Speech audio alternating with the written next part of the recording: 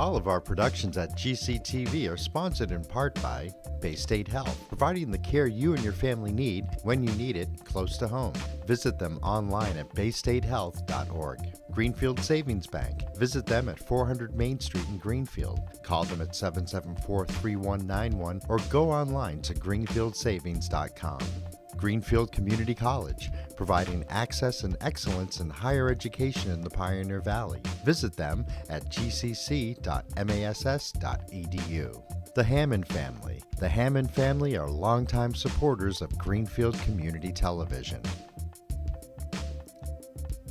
New Fortune Chinese Restaurant on the Mohawk Trail in Greenfield. Visit them online at newfortunema.com. Call them at 772-0838 and check them out on Facebook. Real Cleaning Services, cleaning Hampshire and Franklin County since 1972. We don't cut corners, we clean them. Check them out online at realclean.com. Call them at 413-422-1143. People's United Bank, located at 45 Federal Street in Greenfield. You can call them at 774-3713 or visit them online at peoples.com. The Solar Store of Greenfield, replacing fossil fuels and nuclear power one home at a time. Visit them at 23 Fisk Ave. Call them at 413-772-3122 or visit them online at solarstoreofgreenfield.com. Thank you to our sponsors for supporting all of GCTV's productions.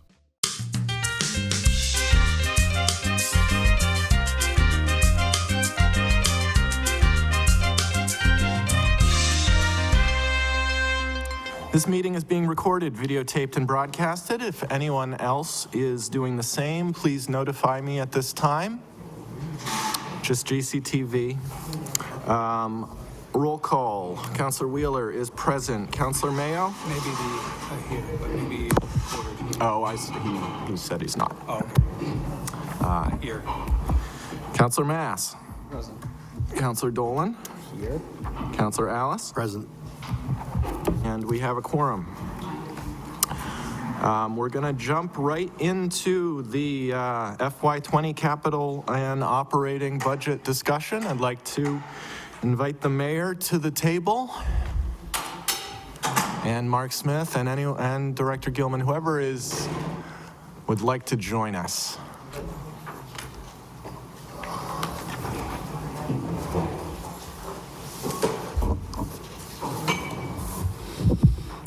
Good evening, councilors. Good evening, Mayor. I don't have any opening statement. Just ready to answer any questions. I know the book just came out a couple days ago. It did. Everyone should have it by now. We can go in the order of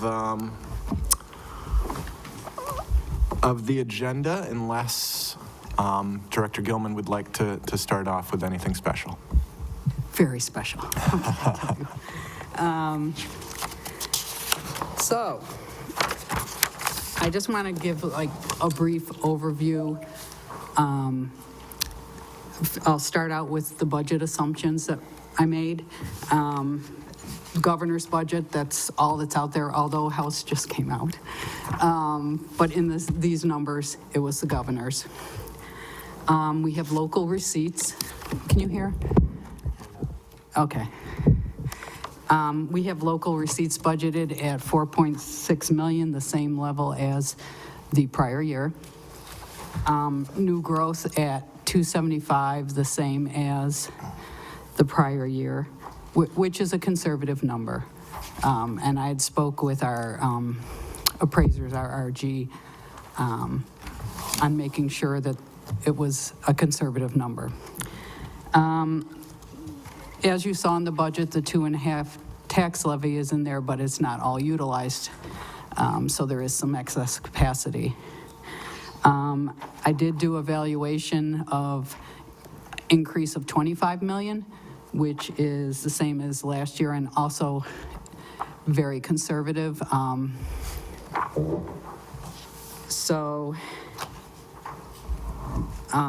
I want to talk a little bit about the local receipts. So Mark, if you could hand out this one. I know this is a long time coming, but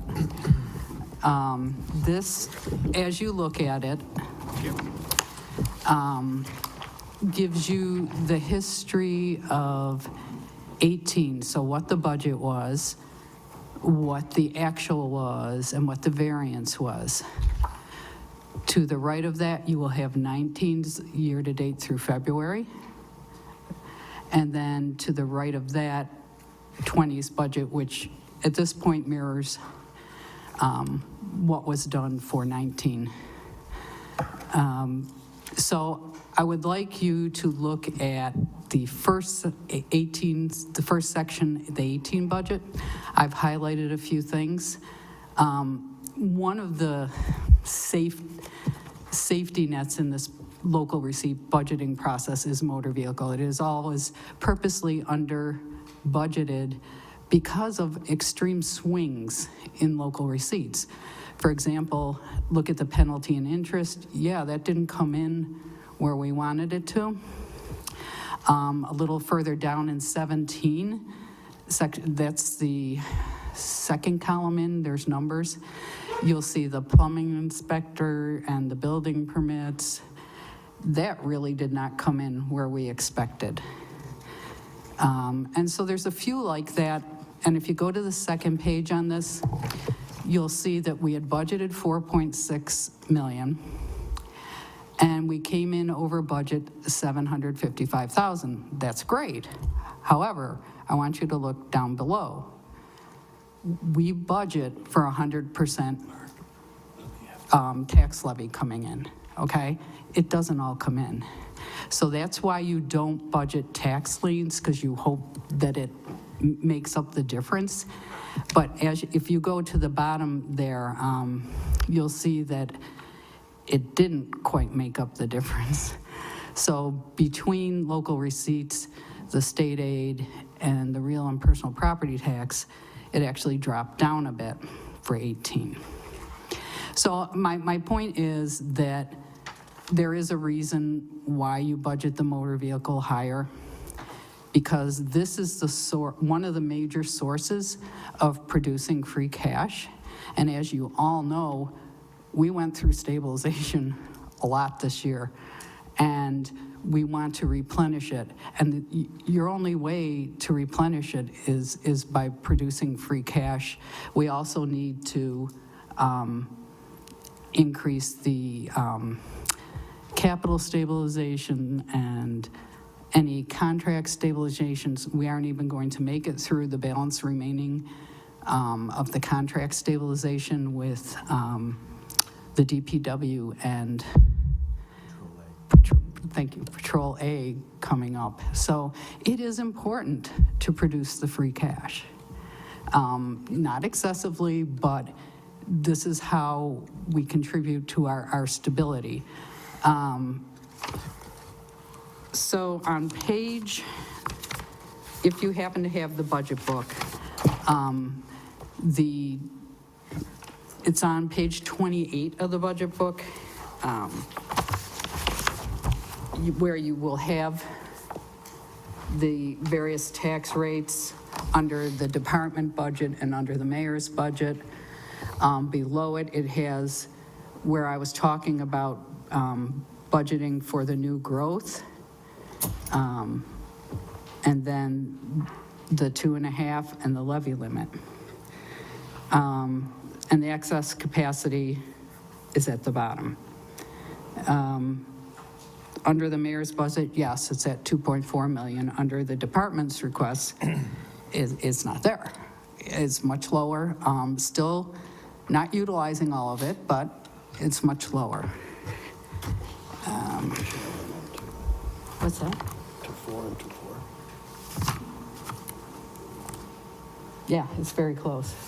Yeah. So what I want to talk about now, and Mark, if you could hand out this, yes, I'll explain what it is, but I want to talk about some of the major drivers on these increases. Point of order. Mr. Chairman, don't the rules of the council require councilors to have materials submitted 5 days prior to the meeting? The rules of the council may. I don't know that rules of procedure apply to subcommittees. It's always been it's very, very difficult to assess in real time the materials that were being given at the last minute, both to look at the materials that were being presented and to try to listen to what's being said about them. I would ask that the witnesses be asked to come back at a future meeting for us to be able to ask questions about these particular materials after we've had an opportunity to examine them. So what I would say is I recognize the issue that you raised, Councilor Mass. I'd like you to continue your presentation, but if you are willing to answer No, any I was questions at planning on it, a and that future actually date. was something I was going to say. I realize with everything going on that you did not get this, so I'm going to be at every meeting so that if you have any questions, I can answer them. Thank you. Mr. Smith. Yeah, and the intent behind this was, initially, we were going to do a PowerPoint presentation and then walk you through a lot of this explanation. So the finance director wanted to use this material basically as a marking point as she was discussing some of the highlights. Right, and I will be more than happy to clean this up and get even this to you.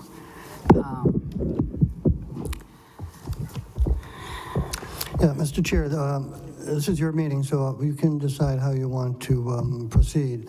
I was under the impression that we were going through the operating budget, which was a 2020 operating budget with 24 departments. So that doesn't seem reasonable in the span of time, one evening, no matter what time we get out. Plus you're meeting with the other departments in the ensuing weeks. So we can discuss, what Liz was doing was explaining how the budget starts. You have to identify the revenue. Right. And if you read my budget message, you'll understand how that came about and what the consequences are of the revenue intake.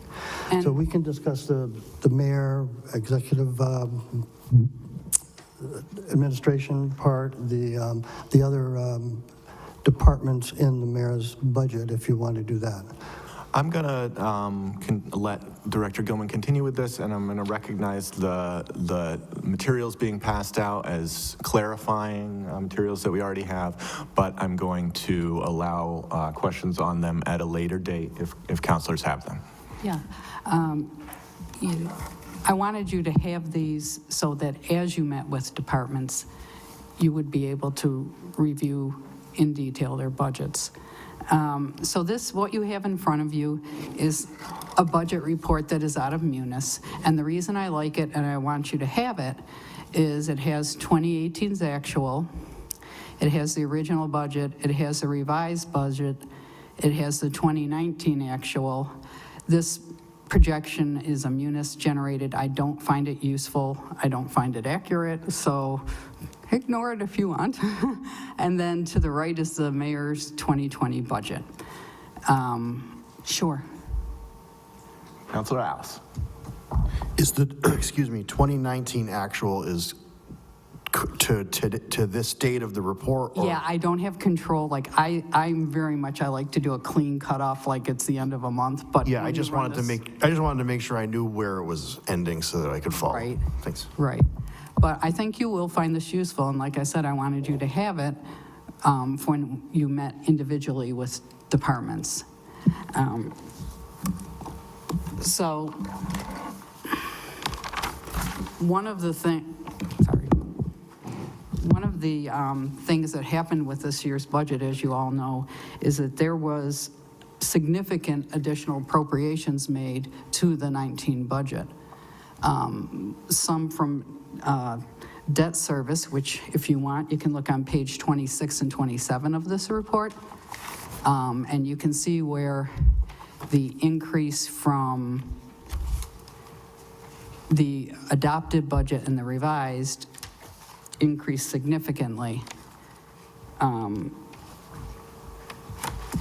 529,850 was from additional appropriations into the budget. Another 95,000 was from transfers within the budget.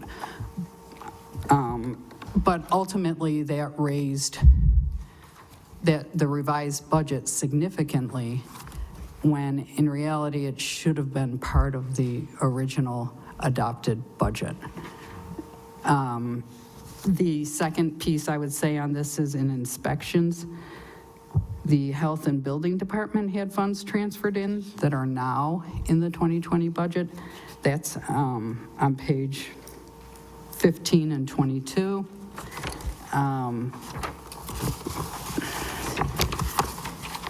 And with the Health and Building Department, I would like to add that it was a partial year for those positions, so that when 2020 budget came around, it was going to be a full year of those positions.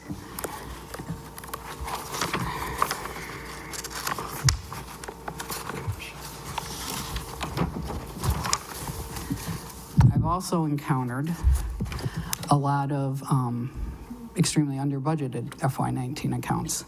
And I don't know if it was from a cut across the board or it just was extremely under-budgeted. Workers' comp is, in fiscal 19's budget, 66,000 over.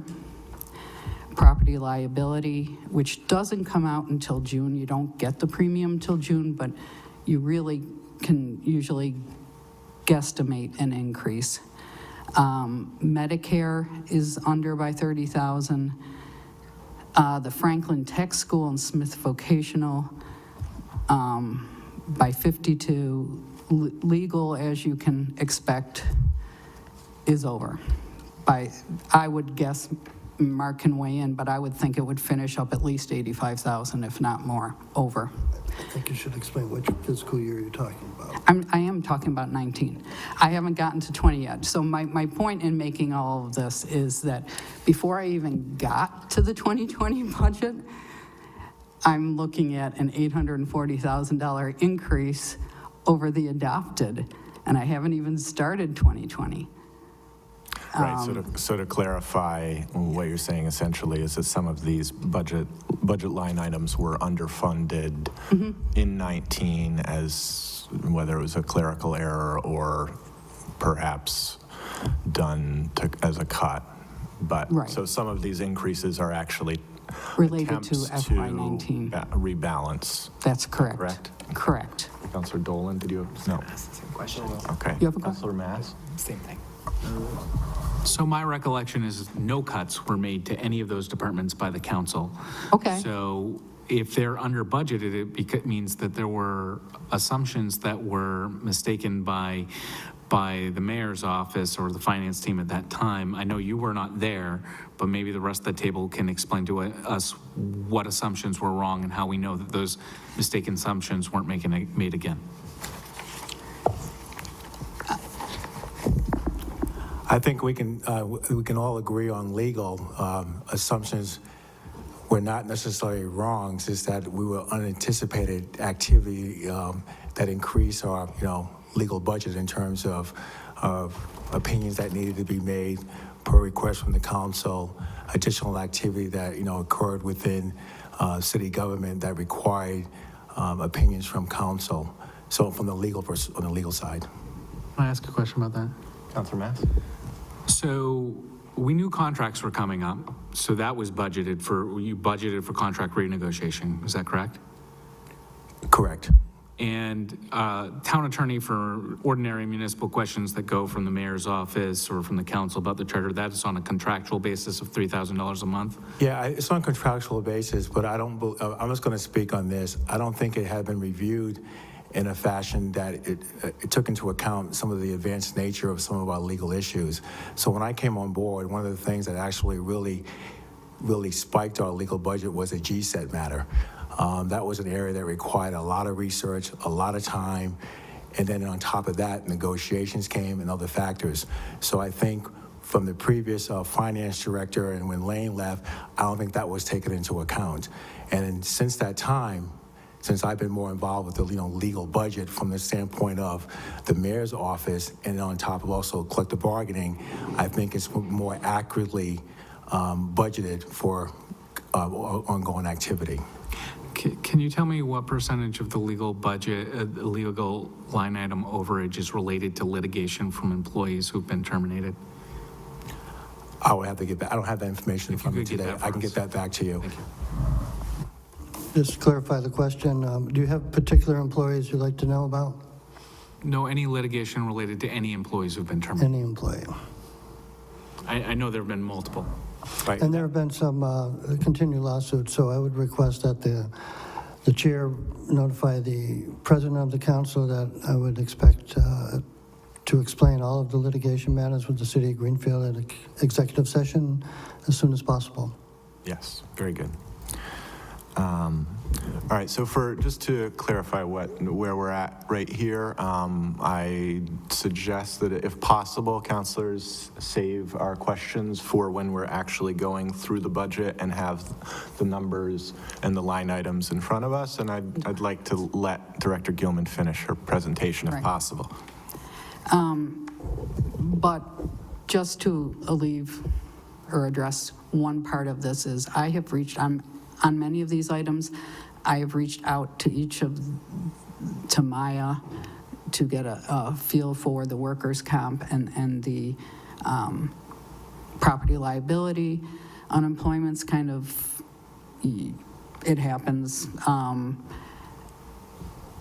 Medicare, I believe, was related to the contracts, but it's still significant. I'm not sure why it was under budgeted. Medicare, the match, the employer match. Franklin, Teth, and Smith, I reached out to both for 20. We actually have 3 students at Smith. And we received the assessment, and Mark has explained the legal. So basically, I really just wanted to touch base on this to say that from the start, we already, in correcting 19, had an increase, a significant increase over the 19 adopted budget. Right.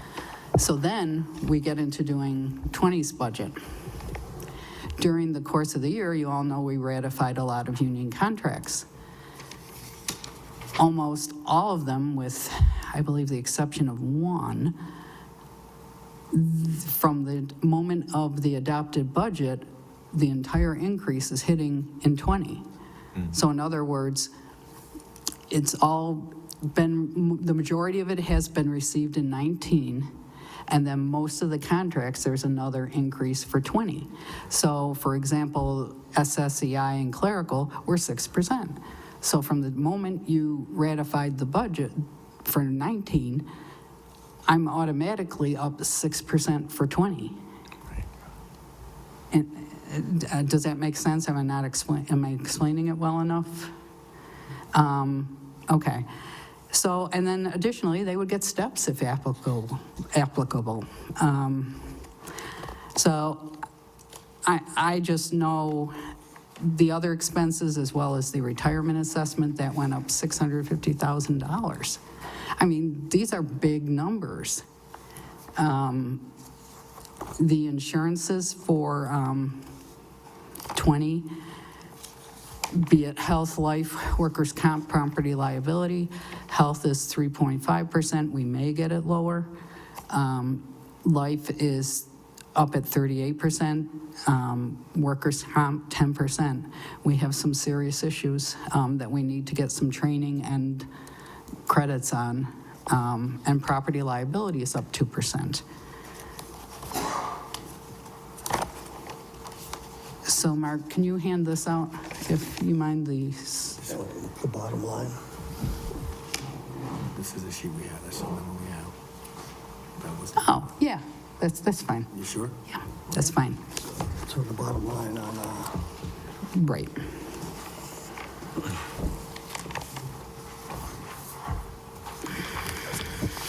Thank you. So what I tried to do here, when you're looking at this is what I'm categorizing as the contractual fixed obligations. I'm just trying to put this in perspective of between the issues with 19 and then some of these increases, how large it is and how much of it is fixed. So I wanted to give you this list. I also made a list, is it on the back? I'll read it, of categories with flexibility. So in other words, we increased the reserve fund 25,000. You could decide you don't want to do that. We did floor covering for the schools for elections, so the floor doesn't get damaged. That was 20,000. Energy went up 23,000.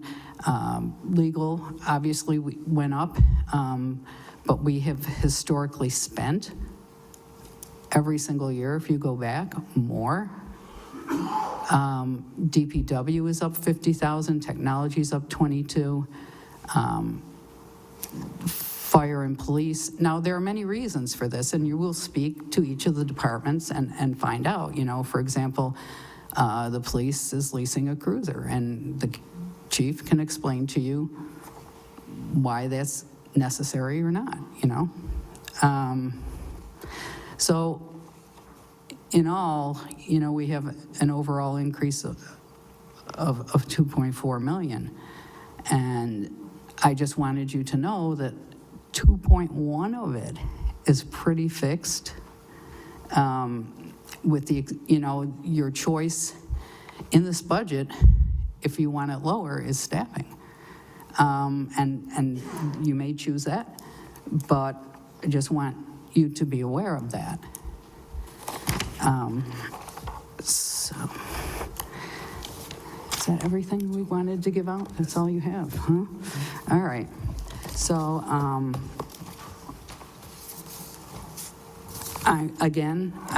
as I concluded this, I did want to say that I would be back at further meetings if you had questions on this material. Thank you, Director Gilman. Councilor Alice. So I just have some questions generally about, Okay, What we yeah, were we'll take talking a general question, yeah. I know you've had a lot going on. At what point did we start to recognize that these things were happening? The issues with 2019, Well, you know, when the budget, we with the debt, we obviously had a lot of meetings on that.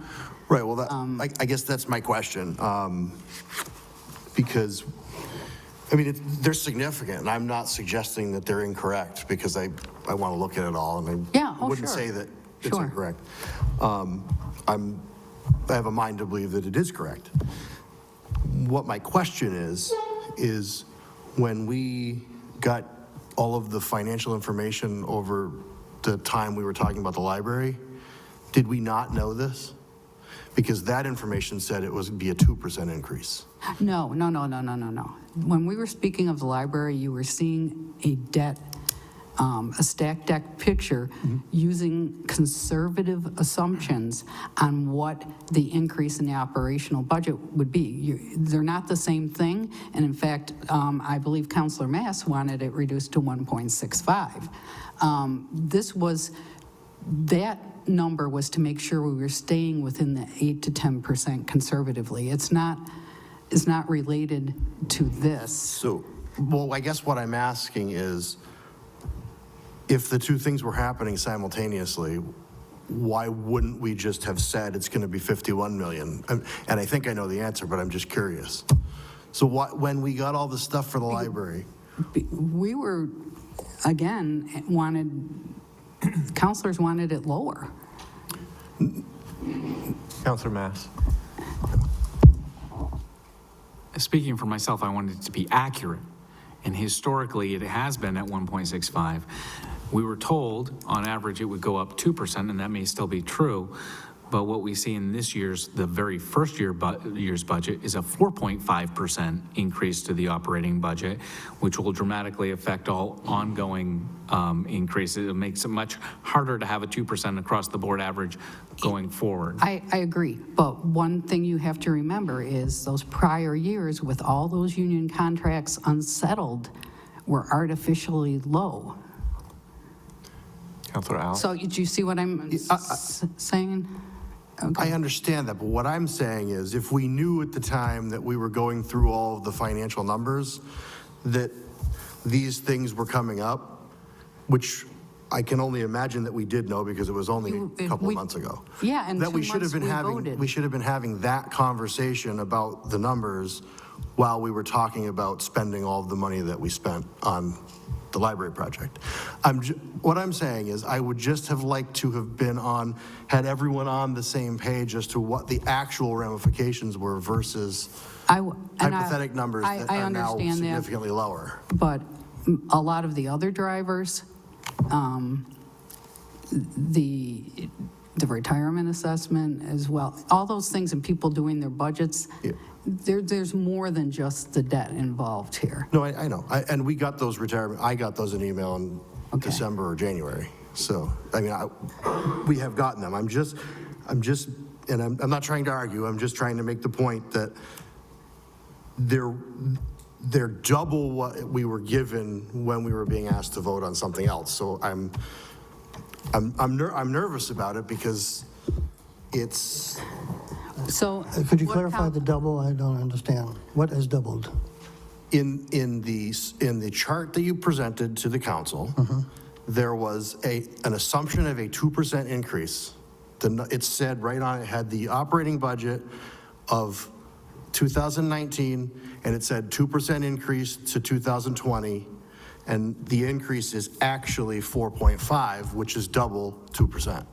So that's the doubling that I'm And talking I about. recall you saying that it's not 2%, it's 1.65%, because you gave a Historically, more I said it was accurate 1.65, historical value. correct. Yep. So, I mean, comparing 28, 29, 2010, 2011 recession years, as I think I mentioned previously, to the current time, 2015, 16, 17, 18, and so on, was an unfair average taken. So my direct question is, it is your position that we did not know it was going to be 4.5% when that document was created. Is that your? No, I'm not going to say that. Okay. You said that. No, I'm just asking the Oh, question. you're asking me to agree with what you said, and I say, no, I do not agree. So you didn't We know. gave you the projection of 2%. So you didn't know it would be 4.5% Is when this you a made the library hearing, or are you going to do the budget? Gentlemen, I'm going to step in for a moment here.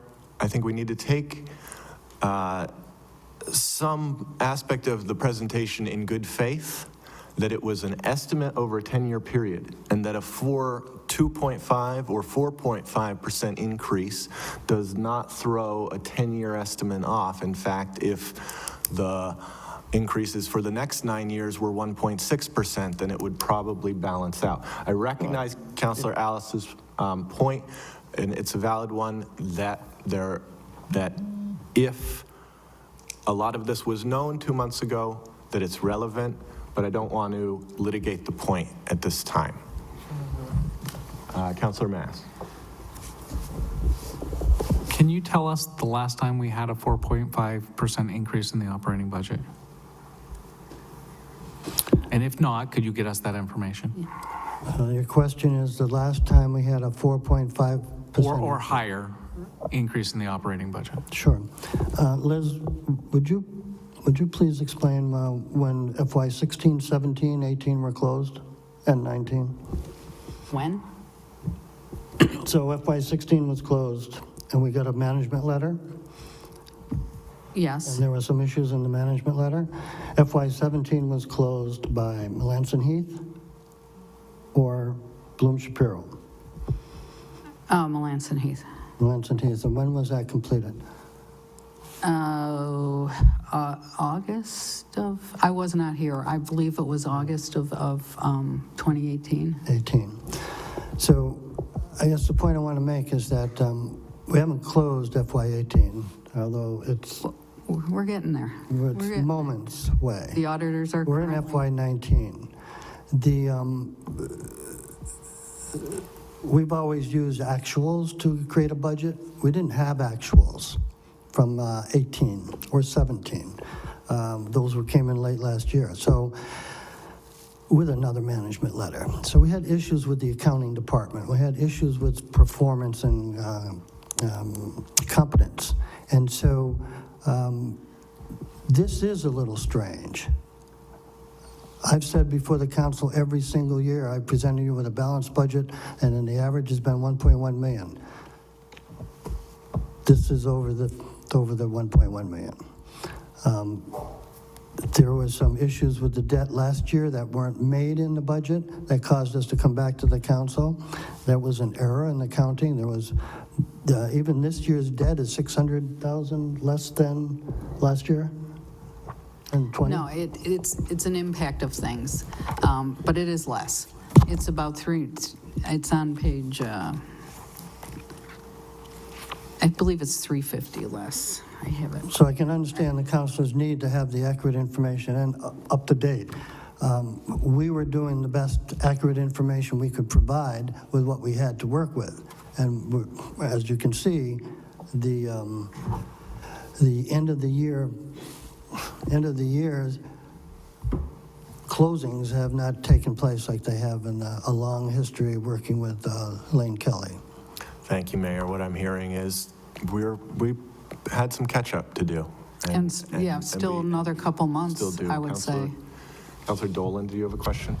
Just a clarifying question. Am I correct that this 4.5% number is between the original adopted FY19 budget? That's correct. And the proposed 2020 budget? Oh, I'm glad you asked that, because one thing, yes, it is. On these reports that you all have, that percent increase is over the revised. So that's another reason why I would like you to have these reports. So the actual increase in spending is significantly less than 4.5%? That's what I'm saying. And that's why I started off on 19 and talking about the major financial issues. And thank you for doing so. I just want some clarification, because I want to make sure I'm looking at the right thing, because it makes a big difference. Your overview in the budget book, your overview in the budget book is, your numbers for 2018 are the past numbers, they're not the revised numbers in the budget book? Which are... Any of I'm them? Sorry. Are they revised, or are they passed?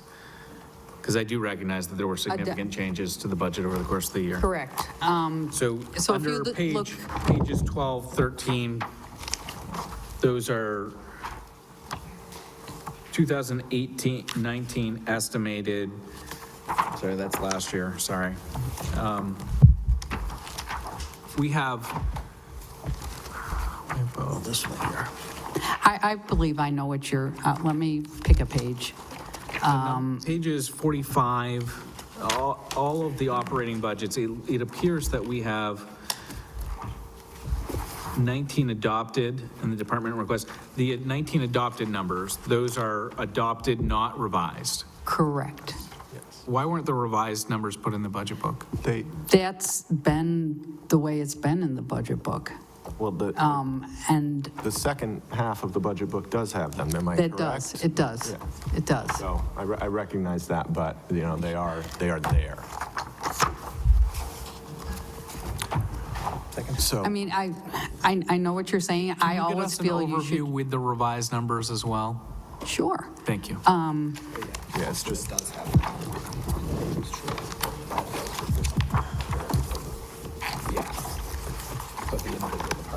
Yeah, the individual departments, to clarify, do all Yeah. contain the amended numbers. So at this point, I'd like to just remind everyone that if you see things in the handouts, that to bring them back at a later date. And I think if you're all right with it, Director Gilman, we'll go into the agenda at this point. Sure. And start going department by department. But Councilor Alice, if you want to have one more question. Yeah, we'll take that. You just had said that this year's debt is 350,000 less than last year's? Let me And it, go pull. the difference is not what I'm just curious if, because my numbers don't show that, I want to make sure that No, I got to them in the right way. Let me look. I'm sorry. I mean, can I ask you a question on how I got there, and you can just tell me if that's how it works, or if you want to? No, just let me, I'll look real quick here I have it. debt service. No, it's a 350,000 increase. Oh, okay, I thought you, I thought, said 350. I heard decrease, maybe I just, There was a decrease for the middle school coming off, but then there was more debt coming on. okay, all right, that clarifies what I was. I have one last general question. One last general question, Councilor Mass. When the tax rate was set last year, was it set based on the approved budget or the revised budget? It has to be what's voted at the time of setting the tax rate. So whatever appropriations have been made up to the point of doing the tax rate. Sometimes you have things from the prior year after you set the tax rate. All those get listed on the recap. So just to follow up on that to make sure I understand, so is it fair to say, even if if we spent extra money last year during the course of the year after we approved the budget, and we found it within the budget, or we appropriated it from free cash, or we appropriated it from any other source, when looking at setting the tax rate for this coming year, if there's still a 4.5% increase, and that increase is not offset by additional revenue, we should expect a 4.5% increase to property taxes. Is that fair to say? If I'm understanding you correctly, so for example, we all know we use $344,850 from stabilization to add to the budget for the debt. Yes, come this year, that's part of the increase because we're not going to take another $344,000 out of stabilization. Thank you. Okay, very good. So at this point, I think we'll go through the legal, and that's page 65.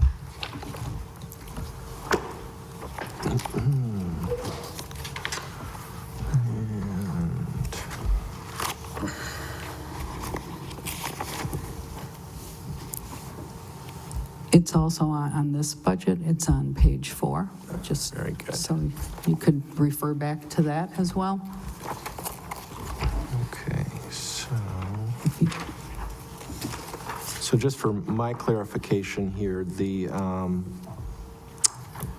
there's an increase in labor, litigation, the request, is that coming from our attorney or from Mark Smith, or?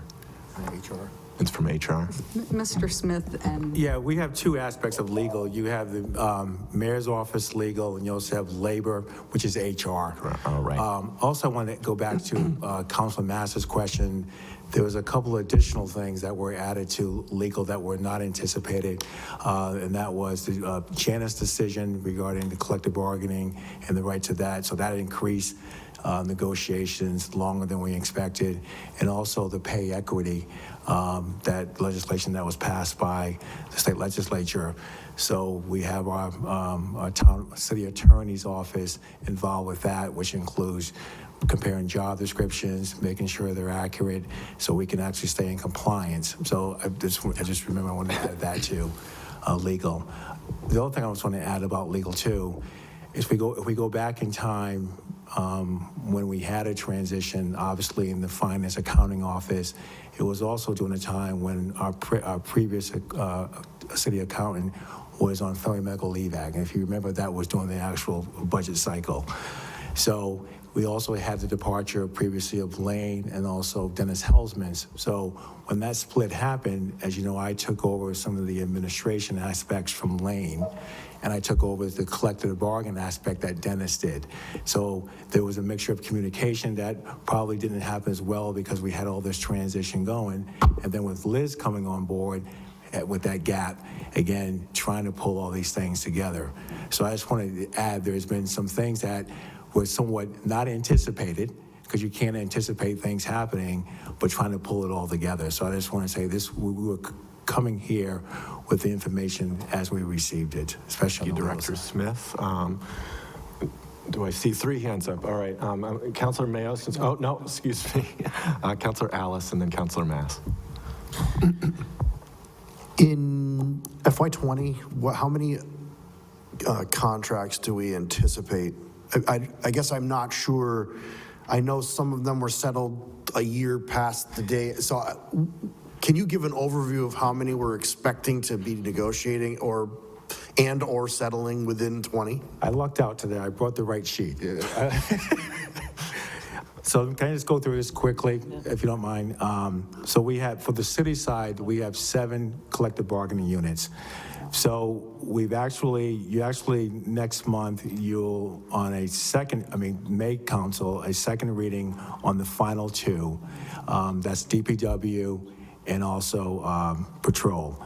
So, for example, we have dispatchers. We had just obviously ratified and funded that. That contract will expire, the new contract will expire in 2021, June 30th, 2021. Superior officers, police supervisors, since that contract, when I was involved in negotiation, had expired in 2016. We did not obviously, close that negotiations until this past year. So that contract actually expires this year, June 30th of 2019. Right, we haven't even voted yet. Firefighters, that contract had expired in 2018. As you know, we just funded it this fiscal year, and so that will expire again in 2021. Patrol will expire in 2021, police. SSEA, another contract that had expired in 2017, and we just funded this fiscal year, and again, that will expire in 2020. Clerical and library workers, again, that had expired in 2017. So that will the new contract will expire in 2020. And finally, DPW, another one that had already expired in 2017. And then so this new contract will end on 2020. So I can say that moving forward, the next person who follows me will handle this and present this to the council.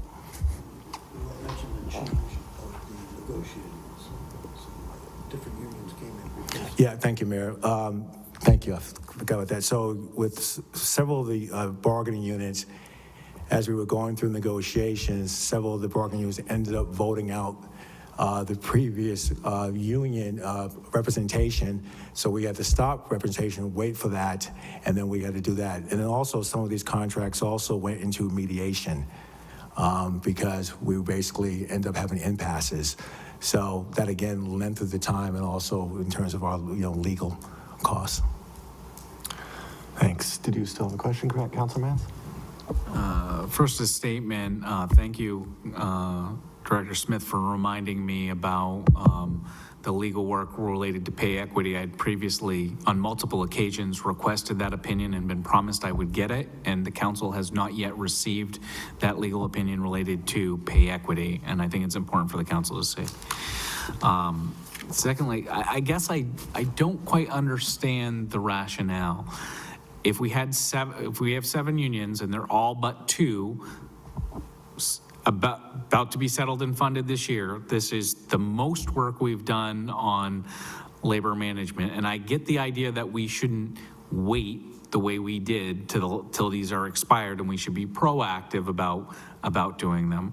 But I would think that in the year following settling all of these contracts, when we had all of these very difficult problems that you discussed, that we would actually see a reduction in, or at least a stabilization in that line item. Can you explain the increase from the 19 adopted and amended of 15,000 to the mayor requested and the mayor approved 25,000? What's the rationale for the increase?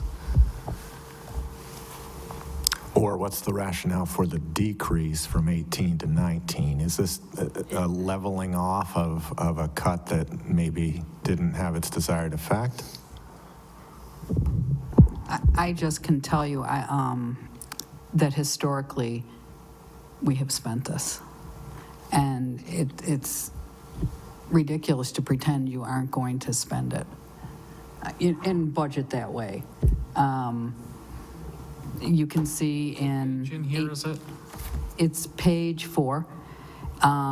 So labor relations in 18, we spent 26,000. We're at 52,000 thus far this year. and with many renewals. So I'm sorry. Counselor Mass. So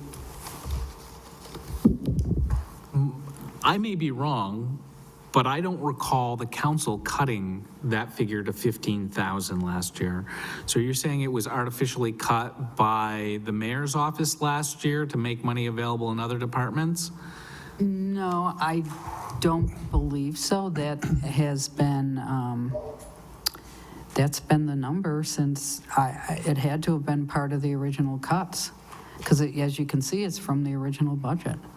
But cuts by who? Was it cut by the council or the mayor? It must have been by the council, I don't believe that's true. okay? In fact, I know the council has never cut legal line items.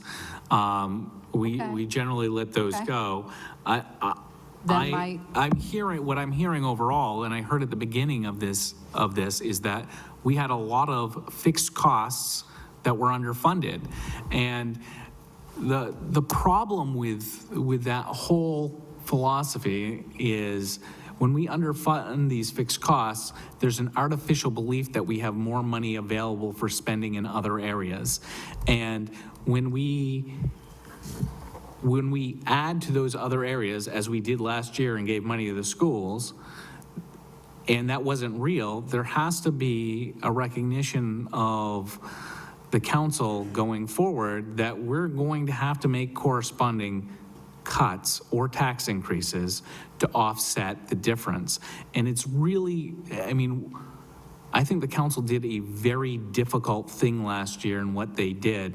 And it's very frustrating sitting through this process year after year and being told, you don't know what you're talking about, when clearly the information we're being given to work off of is wrong. And not necessarily, I'm not saying that that's your fault, but it is very, very difficult to make decisions when we're provided information that's inaccurate. And it puts us in a position where we have to double down on hard decisions in subsequent years. I'll get to you in a second, Counselor Dolan. What I would say, just for the purposes of this conversation, let's recognize that at least in the example of the item that we have before us right here, that something happened, it may not, there may have been a mistake on finance, on wherever it came from. Let's recognize that the mistake was made, let's correct it, and let's try moving forward to avoid that if we can. Counselor Dolan? On a related note, I'm curious why we're estimating lower legal expenses than the 2019 actual. I know we have ongoing litigation. We have a lot of talk of potential litigation. We have contract negotiations. Why do we think we're going to spend less than we spent in this current fiscal year? I will let Mark address that. I do believe the department request was higher. Thank you. Request is exactly the same. Well, I thought we were talking about special litigation. Oh, the special litigation. Yeah. Was that what you were talking about? I'm sorry. You're talking about the whole number. Overall. Yeah. I think if we can look at, say, FY18 actual, we feel pretty confident with those numbers. Yep. The 73,998 and the 83,328 is the total legal for the city. One is the retainage in the city attorney services. The other is in labor relations and special litigation. So the reason there's some movement up in the top area on labor relations is because we're hoping that the other unions that are in the school department are going to be closing, and that we will also be able to close our finished one here. I think we have one or two unions. The special litigation, that's down, because special litigation, when we get, whether it's legal, criminal, MCAD, bullying, whatever the complaint might coming forward, we send it to Maya first to see if our insurance will handle it. Our deductible with Maya is $7,500 per case, so we pay $7,500, and they provide the attorney. We have several with them now. We have others that have to deal with the city attorney, has to represent the city. That's why we should have that executive session. We can go through all of those. But the point is we're trying to reduce that, so the FY20 is, I believe, close to or less than FY18. 19 is a bump, but we've had a lot of bumps this year in legal subpoenas and all types of different things going on. I think what is 139.2 versus 156, 157 in those 2 years. So I don't know if there's that much of an increase. We're always looking for, I wouldn't say a wing and a prayer, but we're always looking to improve and be a little more efficient in all the line items in the budget. And we think we can come in with those numbers this year. Thank you, Mayor. Are there any other questions about legal at this time? Can I just say one last thing? Yeah, Director Smith. And Yeah. regarding the legal side, and again, as Councilor Mass understands, we try our very best to not to always go to the city attorney, but as you know, and Councilor Mass knows, I can only go so far, and I got to stop at a certain point. So, yeah. So, presuming that we've looked at that sufficiently, I'm going to go now to finance. And first on our agenda is accounting.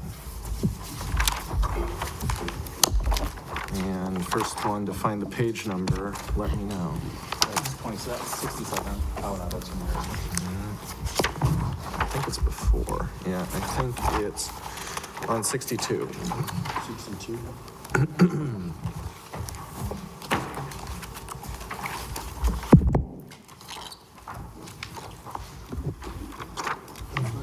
Yes. No, we haven't, you're right. And that was just, I suppose, missing from my agenda.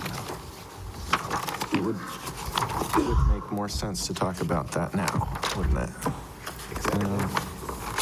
Yeah. Let's talk executive. Yeah, we'll actually go to executive at this time. And that is page 58. Yes.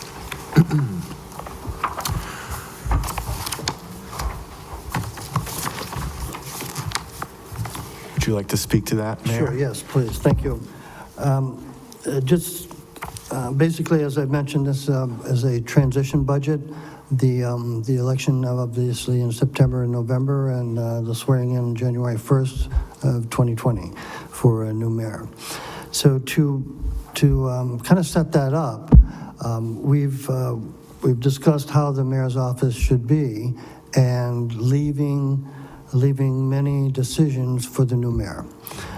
So starting with the mayor's salary, the current mayor, Martin, will receive a 2% increase this year in the 2020 budget, and that'll be through December 31st. On January 1st, we are in Chapter 44, by law, the budgets have to include ordinances, and the ordinance for the mayor's salary is existing, so that last 6 months is funded at $35,000. We have a retirement coming up in procurement, and we also have the retirement is mid-year in December 31st, and we have another retirement in June 30th. So we will have no procurement officers, but we have to have one. And so we're moving the executive assistant to the mayor position that is filled now, to funding that for a full year, but moving that person to procurement and December 31st, so that the training and certification can take place over the next 4 months to replace not only the one that's leaving in December 31st, but the one that's leaving June 30th. So we'll end up with half a department in procurement at FY 2021 budget. Mark has been, and I use his name, he's been just fantastic working with us, and he's not a lawyer on TV. He's a lawyer in real life, but he doesn't play one in real life. So he's been very helpful. He's leaving December 31st. So that position is funded for 6 months in this budget. So we have, on January 1st, the new mayor will have the options to fill 2 positions in the mayor's office and the option to move and restructure during the next 6 months. Say January, February, as you know, it's in the middle of budget preparation time, so during that budget preparation, January, February, that person will be able to design the FY21 budget in the mayoral executive office. We think that's why there is a large deduction in the executive and the executive administration. The economic development and marketing, as you know, we've been using that half salary of that position. The person that's using the half salary is funded also for the other 50% by the CDBG, the block grant. And they have, so that position is 50% funded by the city, 50% funded by the block grant. So the overall deduction or reduction in this FY20 budget is 20%, but leaving the opportunities for the new administration. Very good. Councilor Mass?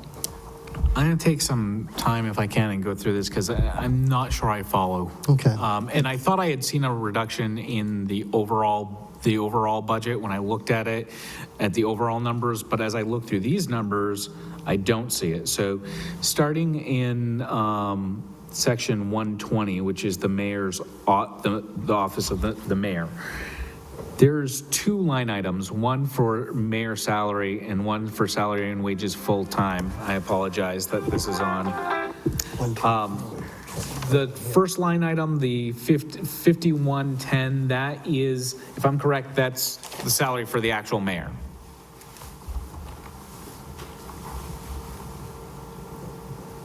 It's 5111. 5110. Yes. 5111, is that the administrative assistant and now you're adding procurement in? They're not being added in. So that's the administrative assistant? So this, what that number is a 4-day-a-week receptionist, and then there's an executive assistant.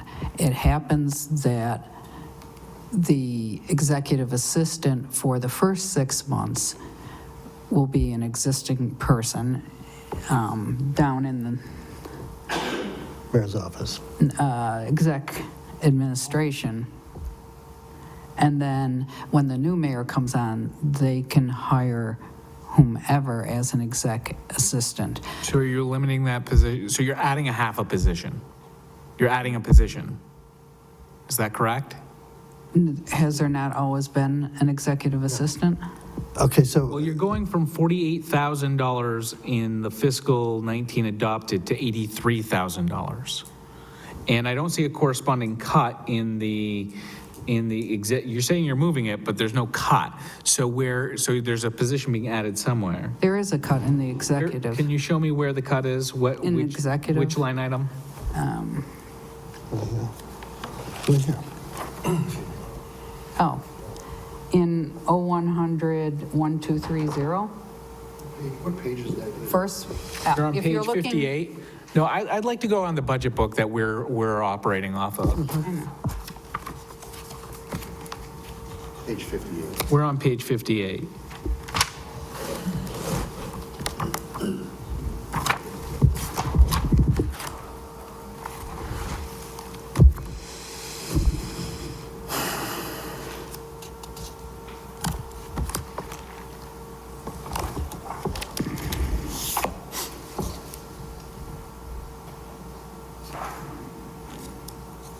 You are correct. So is that an error? It is.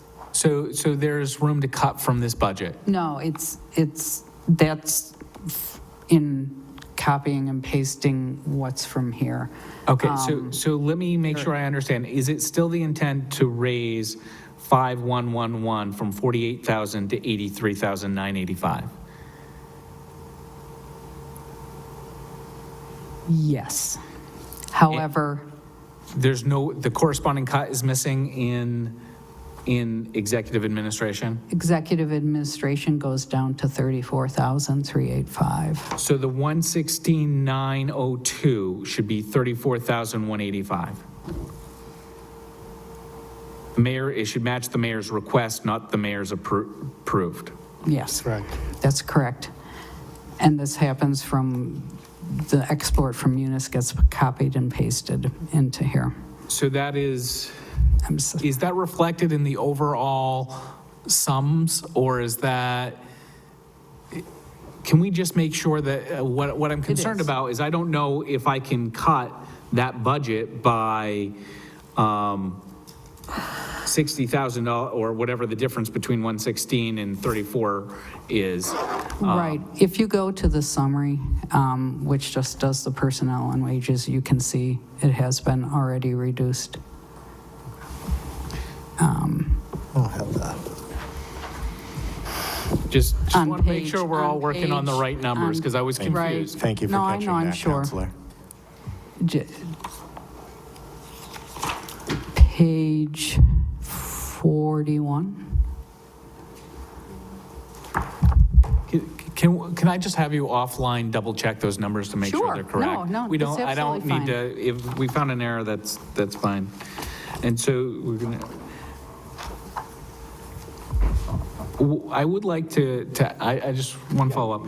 Continue. I'm looking at fiscal year 19 to fiscal year, adopted to fiscal year amended in both the executive and the salary and wages in the second line item of 120 and the first line item in 123. And it appears to me that fiscal 19 as adopted versus as amended is the same or higher, correct?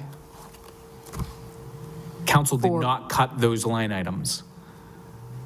For exact, Yeah, for the 51,111 under mayor, which is the executive assistant. no, that we did in December vote 15,000 out of that line. From, that was a cut? Okay. So this is really, really difficult when the numbers that we get are not correct.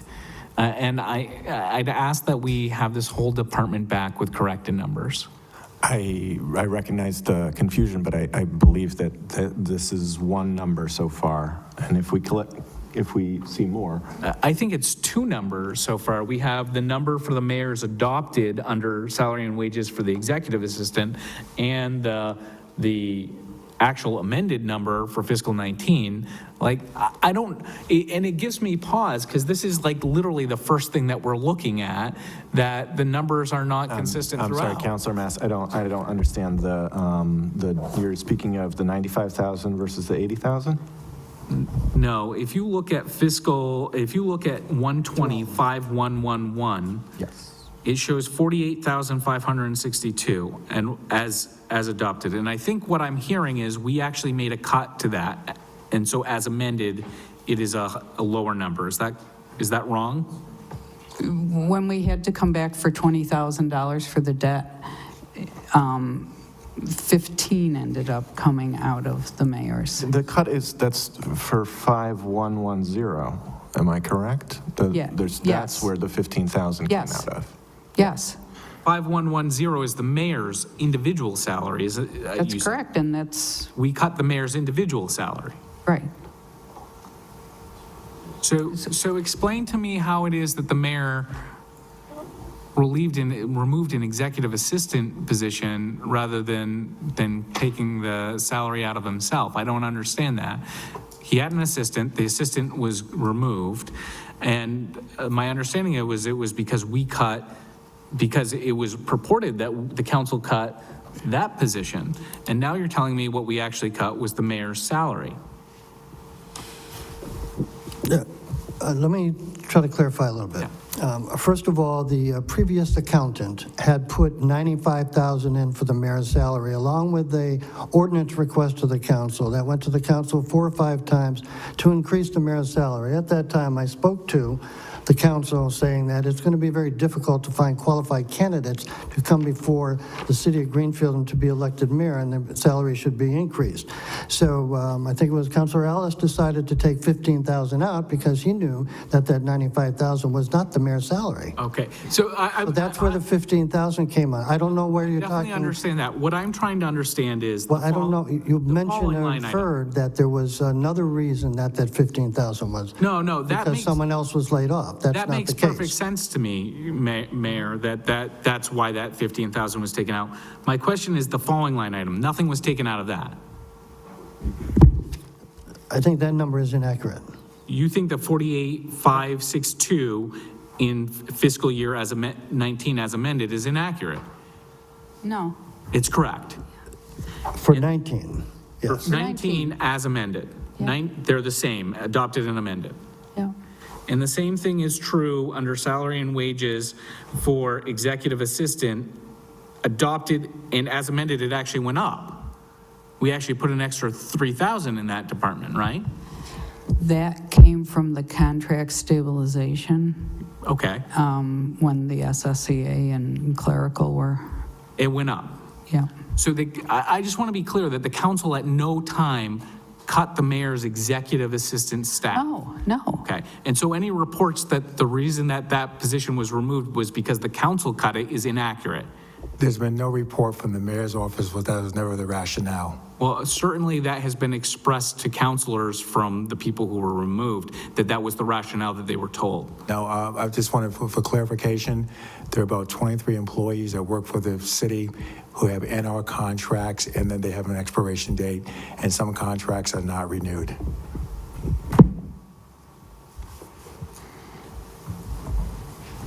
And there's also another financial transfer that takes place in the last 60 days of the year. We have to account for all the deficits in every department.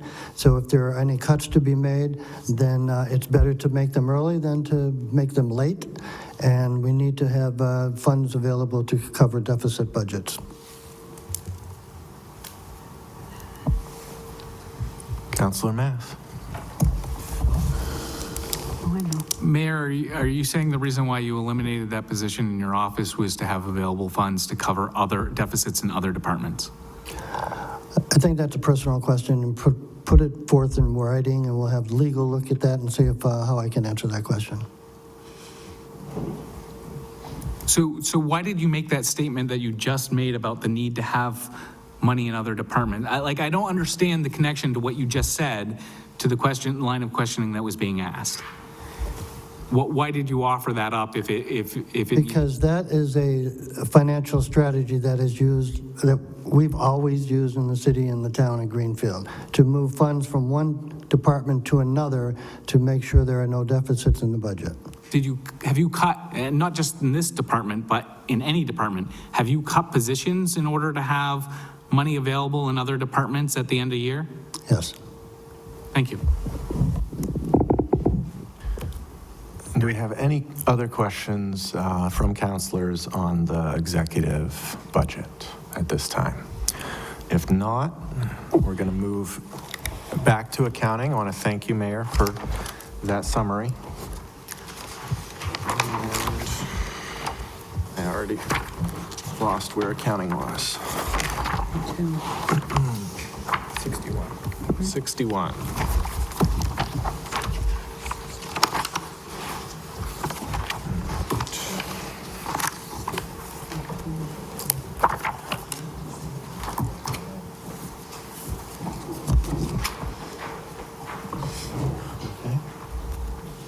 All right.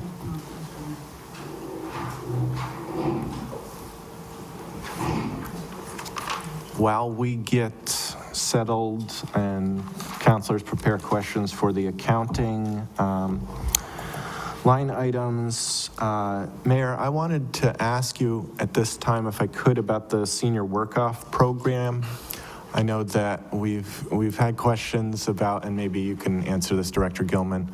We've had questions about the timeline and whether there's flexibility. I know that I've at least heard that there's demand from seniors for more participation, and I've heard that the Council on Aging is on board with that.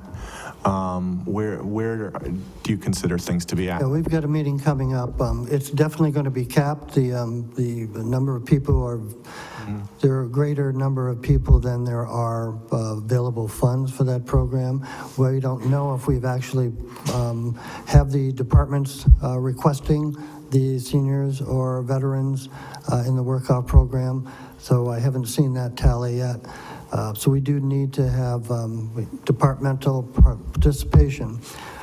We are working on the timing because the credit due for the tax payment is usually now planned for March, the third quarter, which is the third quarter of the fiscal year.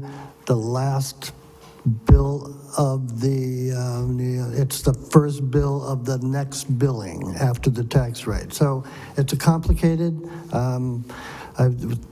it shouldn't be. The other communities across the state use this program. So we've expanded it and we followed the new regulation that's come out. If we increase the credit for the senior and the veteran, we cannot keep increasing actually it comes from the overlay fund, so that we're still working on the details for that. I know several people have spoken to me, including Jenny and several others that are interested in having this get off the road. Thank you. Councilor Mass. We have a new finance director, and I tend to get a different answer to this question every single year that we debate the budget.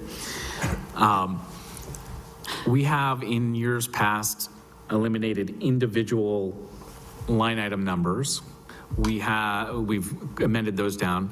Other years we were told that we have to do expenses only and salary and wages separately. Other years told we can only do the bottom line. What is the opinion of what are we operating under this year? What power does the council have? The council has the power to say how they would like to vote the budget. So in many departments, you may just vote one line, one amount, not salary and wages. But you have the choice to say. So if I want to make a cut to an individual account line item number, say, for example, just because it's nothing, advertising, 50. If I want to cut that to 25, can I do that? That's the law. They cut the Right. wages or expenses. Right. No, I'm sorry. I thought you were just talking about the format in which it's presented. So if that's the format it's presented, I don't believe you can cut an individual line. So we have to cut from either expenses or salary and wages, is that correct? Right.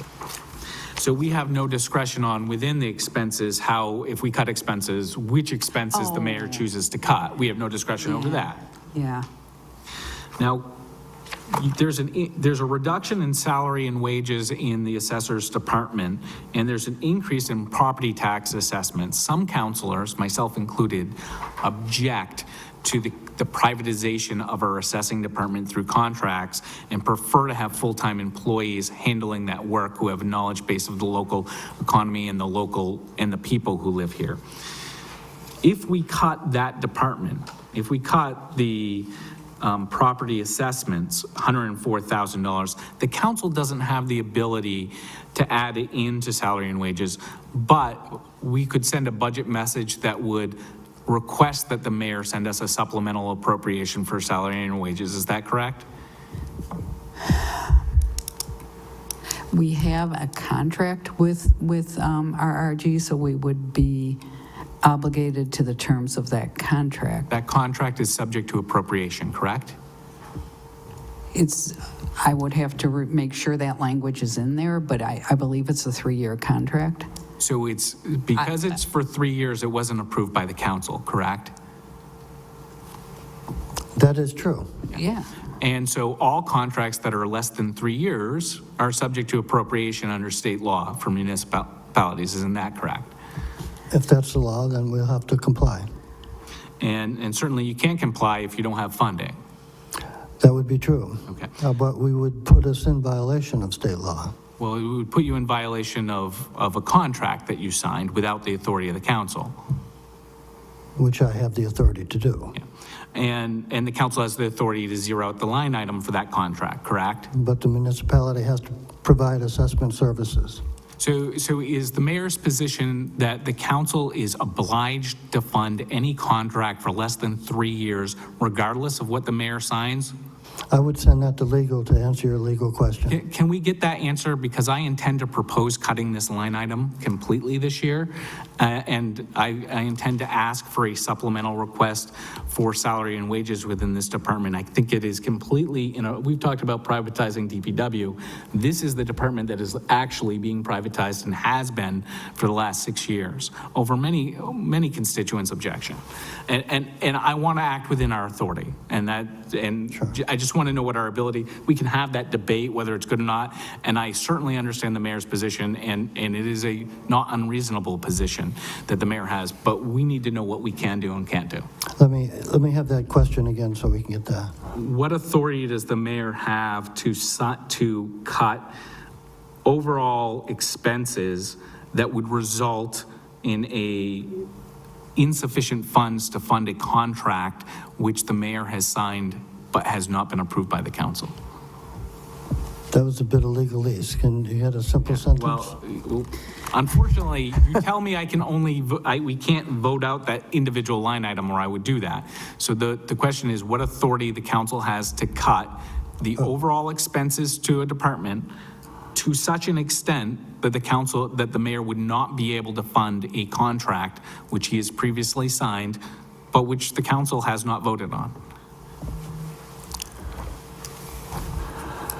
Knowing that the mayor only has the ability to sign contracts of 3 years or less. And I understand that, Mayor. Do you mind if I ask the attorney also to see what violations the city would be in? Yeah, absolutely.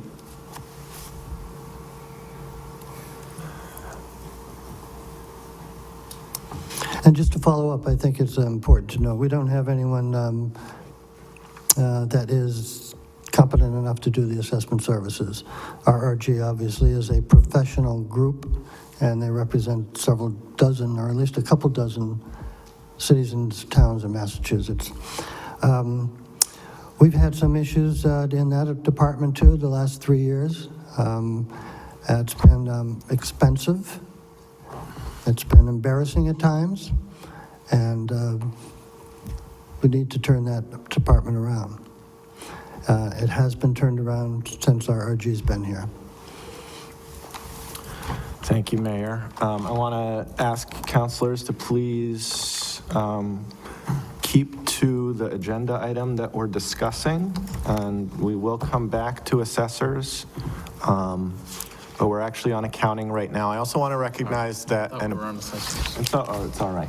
I also want to apologize to members of the public that we're not taking public comment or questions at this meeting. We have a lot on our plate, and so it's just confined to us at this time. But thank you for watching the meetings. So we're on accounting. It's page 62, item 135. And I do see a fairly significant increase from both FY18 and a more gradual increase, and then from FY19 into FY20. Is that additional staffing, or obviously we've had some turnover? Change of staffing, Yeah.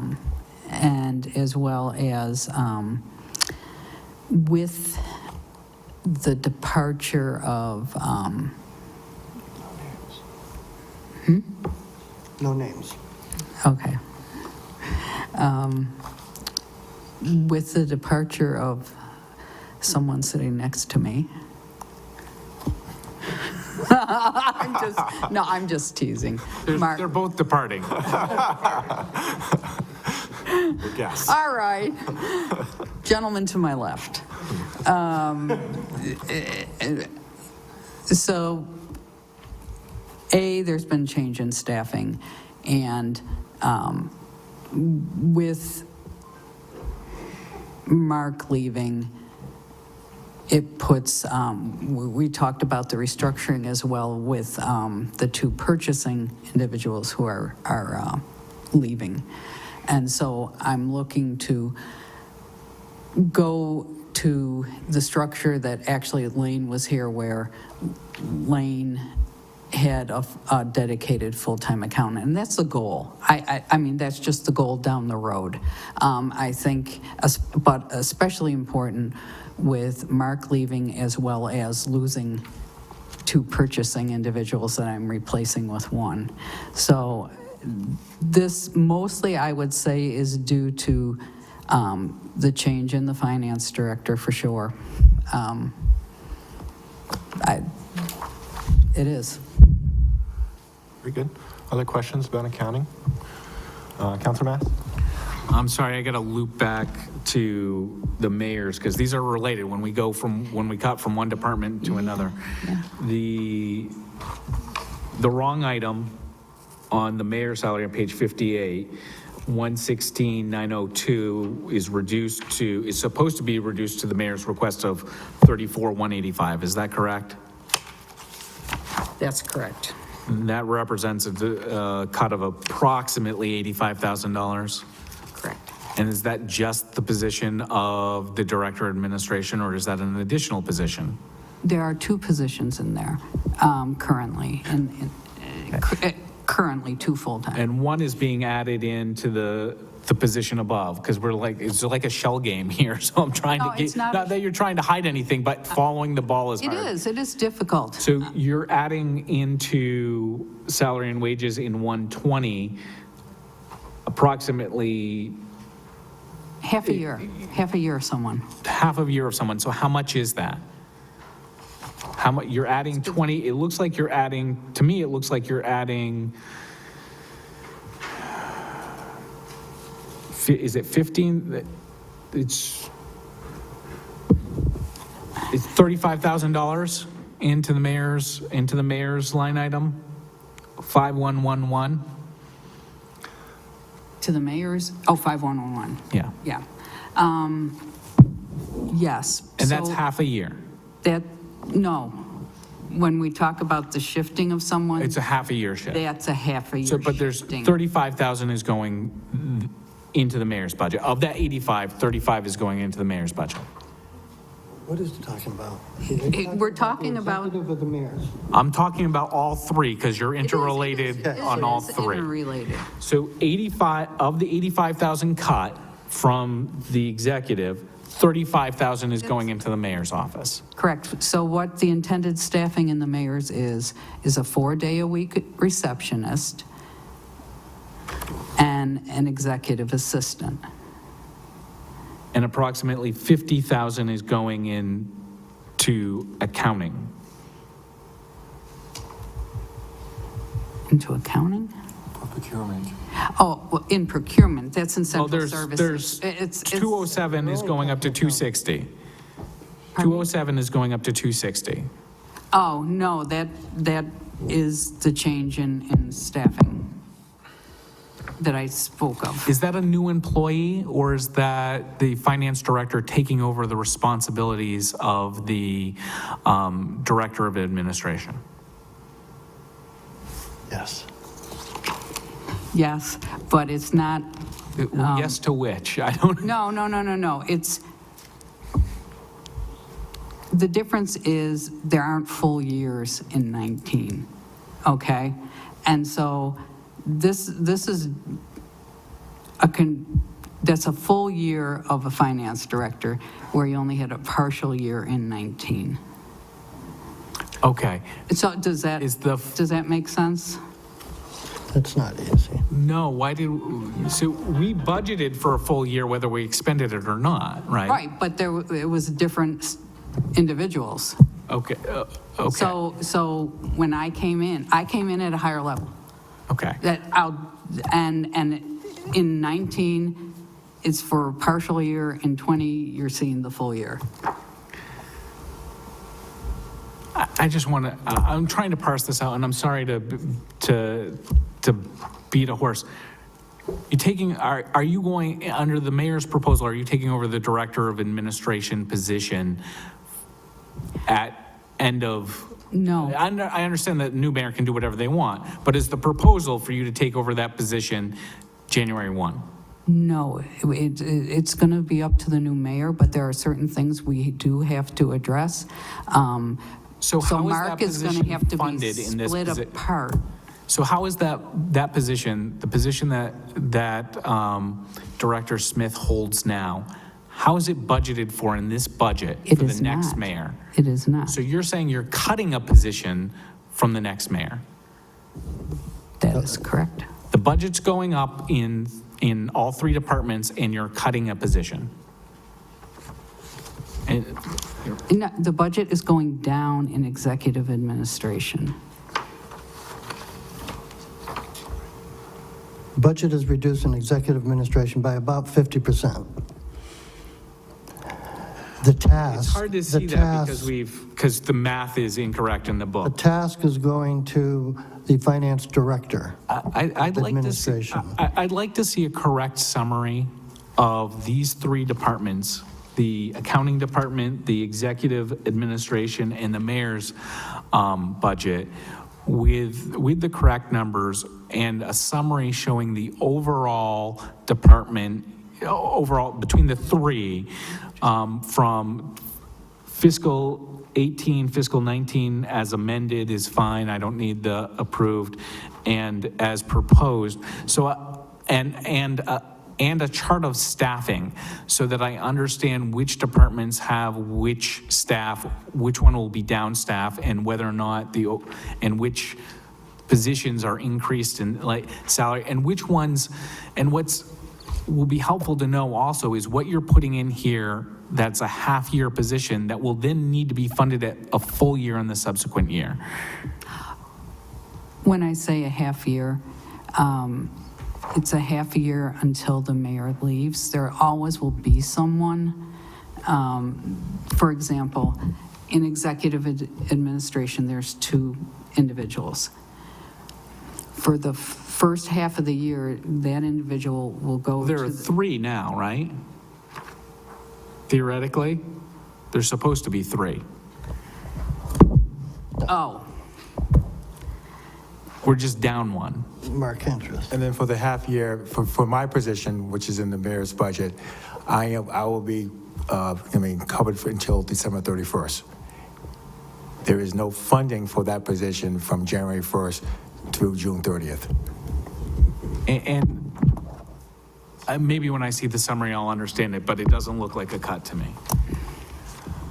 Councilor Alice? I may be incorrect, but I think there's actually a provision in the charter that requires us to be notified of a restructuring and have a restructuring plan. I'll just check the charter and It's there. This is not a restructure. How is taking a member from the executive side and moving it into accounting not a restructuring? it's not into accounting. Well, it's being funded out of accounting. Now, Who's going to handle the job responsibilities for the director of administration come January 1 under the mayor's proposed plan? The finance director, Okay, the finance director is paid out of which department? accounting. So it's a restructuring.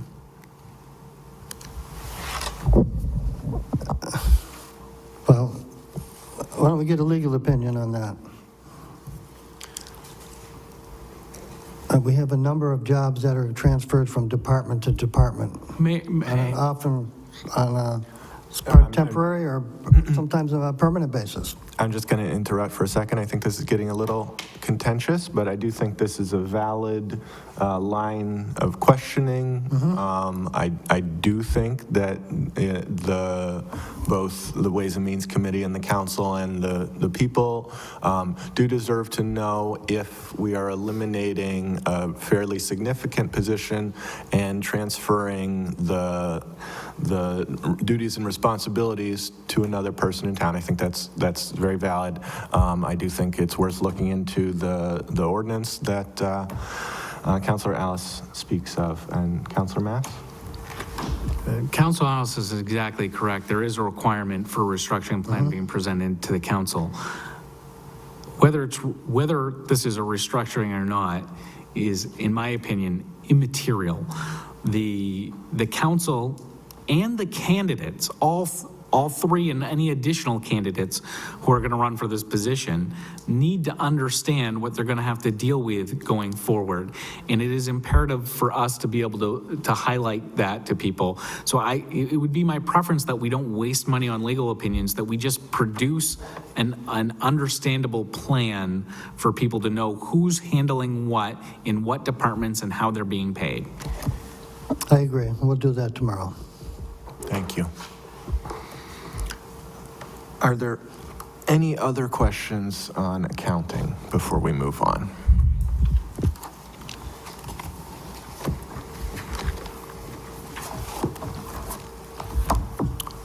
Seeing none, we're going to go next to city audit, the next page, 63. We see an increase here, both from FY18 and then from FY19, and we see an increase in the mayor's item from a requested 50,000 to the mayor's recommended 60,000. Does that relate to is that correct, or is that a copy and paste? No, it's correct. Correct. The mayor felt that council should be able to choose whom they want. Okay. And So the increase has something to do with the change in vendors? This is the independent audit, yeah, what you're talking about. yes, Explain it. I did. This, Councilor Alice? My assumption on this, and correct me if I'm wrong, was that now that the process is different because the council has to do certain things under the charter, that I'm assuming 60,000 is based on the current amount that the audit is costing, which is more than it was budgeted for. Is that correct? it's more, but they haven't gotten, the current auditors haven't gotten to a point to where they can, there's so much work for them to set up for a new client that they haven't gotten to a point to give an estimate for doing the 19 audit. And so, and additionally, the mayor wanted the increase to make sure you could choose who you wanted if you weren't happy. Councilor Alice? And I think the amount that's here is sort of a moot point, given the fact that the council is required to send the estimate by a certain date, and that certain date is after the budget is set. So it's the money, whatever the council decides, has to be funded anyway. So I think it's 60,000, it's 60,000. So I mean, if the council wants to get a quote that's 65 and we send it along, that's required to be funded anyway. So it's kind of, I think it was erring on the side of caution, I think is, Mr. Mayor? is where you were at. And the charter requires that the mayor provide funds in the budget for the audit. Right, but I think you were just erring on the side of caution, raising it by 10,000. Yes. Is that fair? Yes. As we do in budgeting. Councilor Mass? Mr. Mayor, I think it's appropriate based on where we are right now, this line item. My only question related to this is, former Director Kelly, when acting as interim director, proposed a methodology for the council to select an auditor going forward. And I had concurred with that methodology. I thought it was a good methodology going forward, and I wondered if you would plan to formalize that as a process, or we are just putting out fires that we're not actually trying to fix systems. Is it your intent to send that forward, or are we only going to deal with this when we have to at the end of the year? Can we maybe start that process now? And maybe then we'll have a better idea by the time we vote. Right, I was not familiar with what Director Kelly had proposed, so I'll have to, I think there are some emails about her proposed methodology of going out to bid, and the council considering proposals. If we could get that either from the clerk's office to the finance director, so she has some opportunity to look at it, I think it would be helpful for us in the selection process. I'll review those emails, but I recall that Lane had projected a difficult time changing auditors in the middle of an audit, which we were doing, and that the Melanson Heath could not finish the retirement audit until the end of the year, or was due at the end of the year, and they had already done 6 or 7 months.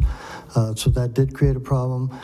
She suggested to do for that year only, wait till January and go through this process for providing the funds for the audit.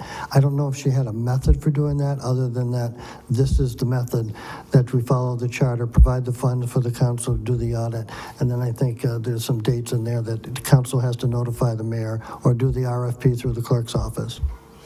But I'll check those emails and give you an update on that. Okay, I think that's that as far as the audit. So now we're back to assessors from the previous page.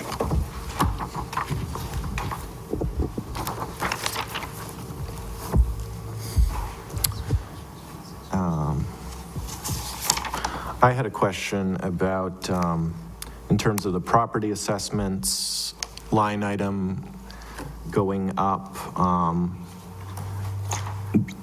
do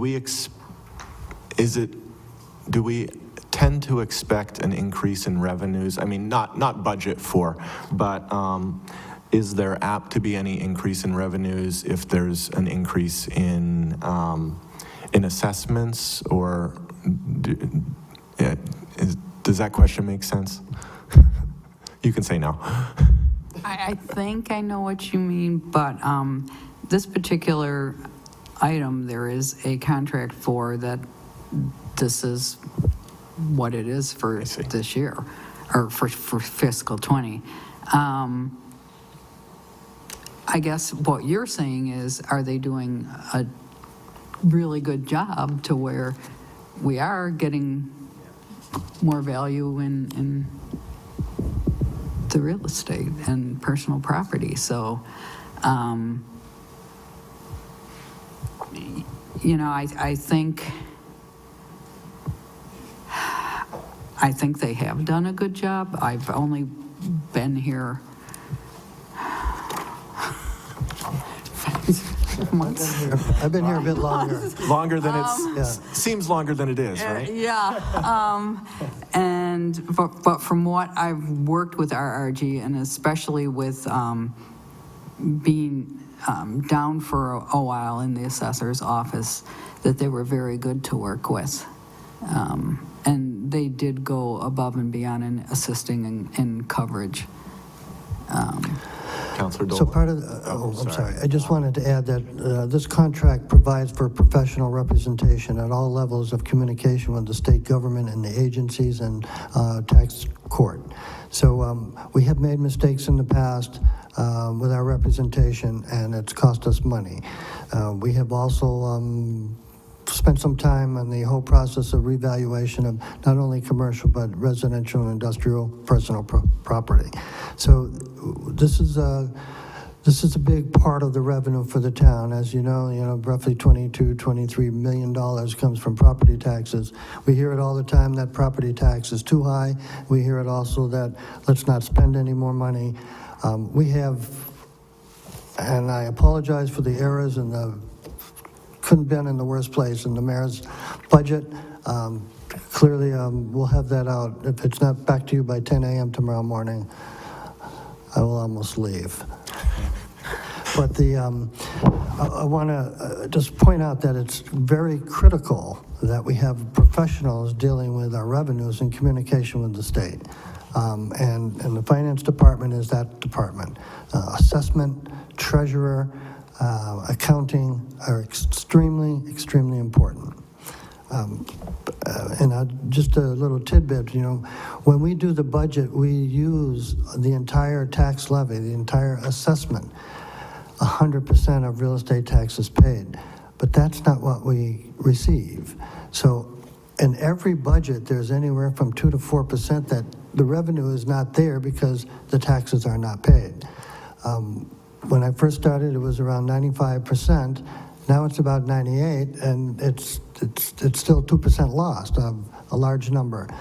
So, hopefully, people will continue to pay their taxes. Foreclosures are down. You've noticed we've had, I think our revenue sheet showed that there's no foreclosure funds.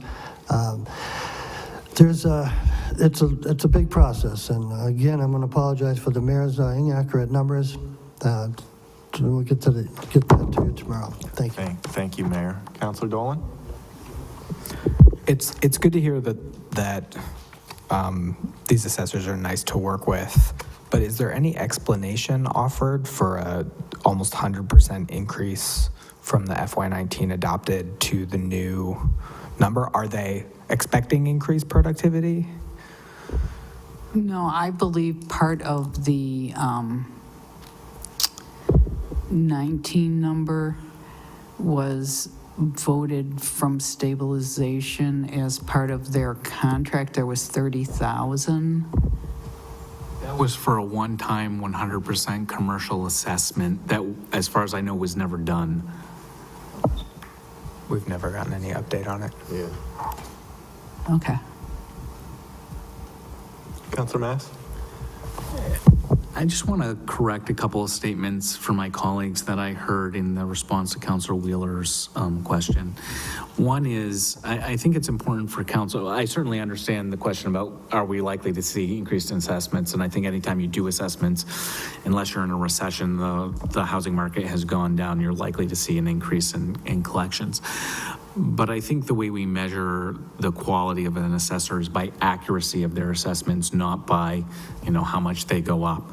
The second thing I'd like to correct is it is possible to have full-time staff who are also professionals, and Lester Reed, who was an assessor in this town for many, many years, was a consummate professional, and I don't think it's out of the realm of possibility to have professional representation who is also professional, who is also an employee, and I frankly think we could hire 2 full-time employees for the cost of this contract.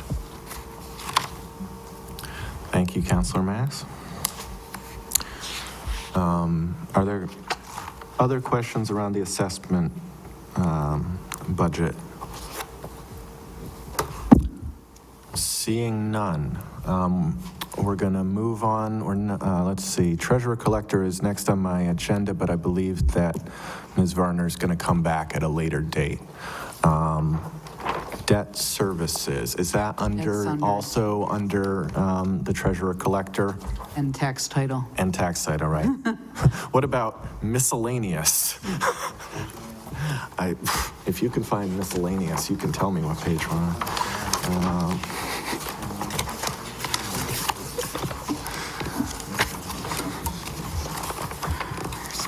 Oh boy. I bet it would make sense, right?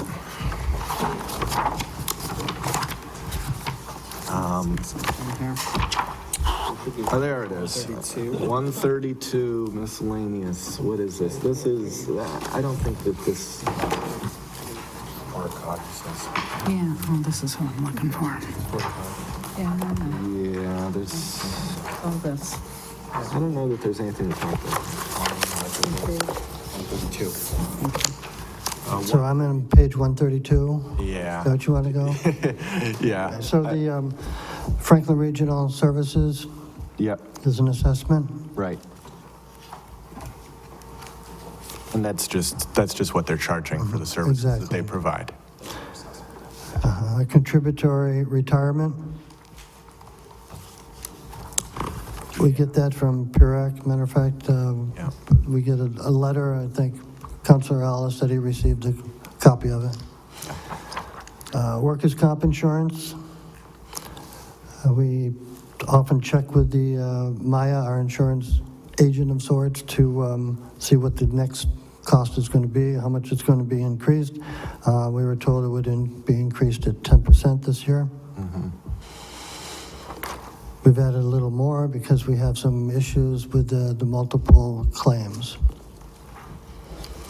Unemployment is self-funded by the city. I'm sorry, Counselor? I just want to, workers' comp, you said that you estimate it's going up 10%. Right. And Correct. So that, my calculation of 10% would bring us up to 242,000. Is that That- correct? No, that No, is it's- correct. So we added another $40,000 because we have issues in that Well, that- training and accidents. But what's in your budget is $315,000. Is this another error? Is this a copy and paste error? No. The workers' comp, as I had spoken in the overview about issues with the 19 budget, is $66,000 under budgeted in the 19 budget. So you're expecting a 10% increase over the actual expenditure this year? Correct. And the actual expenditure was $280,000? Yeah. That's what the... And so the that pre- would and be- 220 was budgeted. So 308,000 would be the amount that is the 10%, and then you're adding the 315. Is that correct? Is the 315 number right, is my question? It's over what the mayor requested. It's over what the mayor requested? Mayor's request in our budget book at page 133 is 286.75. No, 286 is where it is right now. I did not get the 10% notice from Maya that it was going to go up, so we corrected it in the mayor's budget. So, Is 315 what you're requesting in this year's budget? yes? Yes. Okay, and that is reflected in the summary as well, in the department summary? Yeah. Counselor Alice? So our workers' comp is provided through Maya. Yeah, that's correct. Is this workers' comp is for injuries in the job, right? That's correct. So the issues that we've had were injuries in the job, or is this, because Maya is also our We attorney have for a high personnel matters? experience at two departments. Sorry, say that again. We have a high experience at two departments.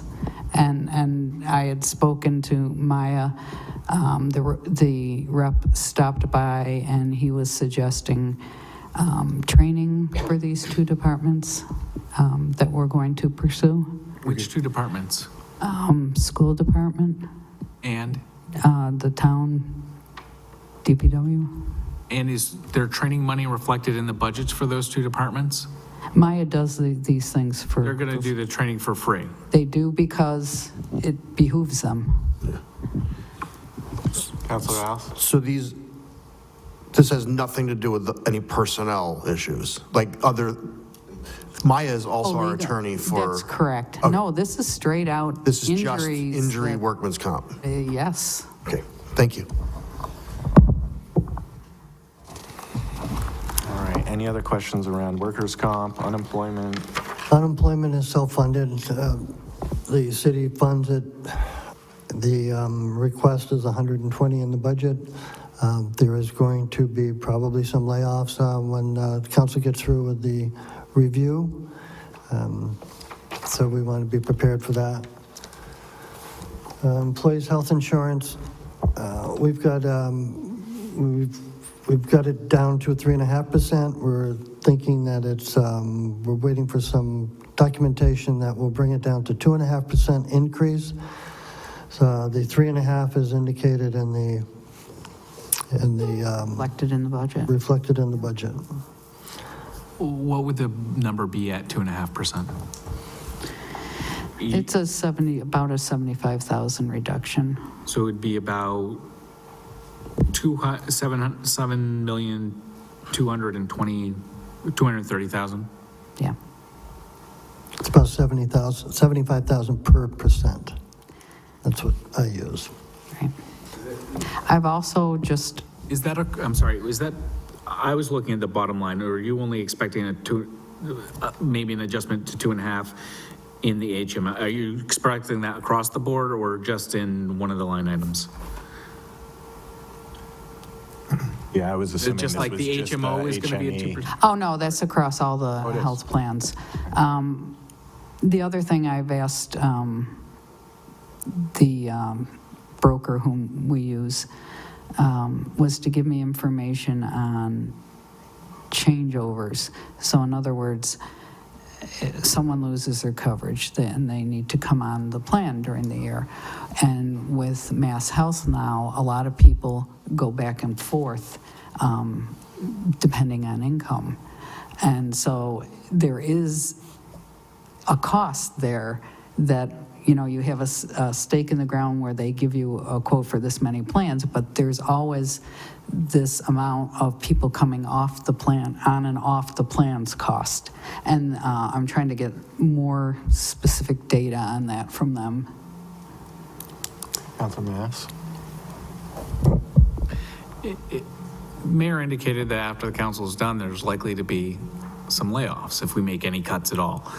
If there are cuts of employees, and I know it's hard to say, but on average, for each employee, what would the corresponding savings be if we ended up making cuts that resulted in layoffs?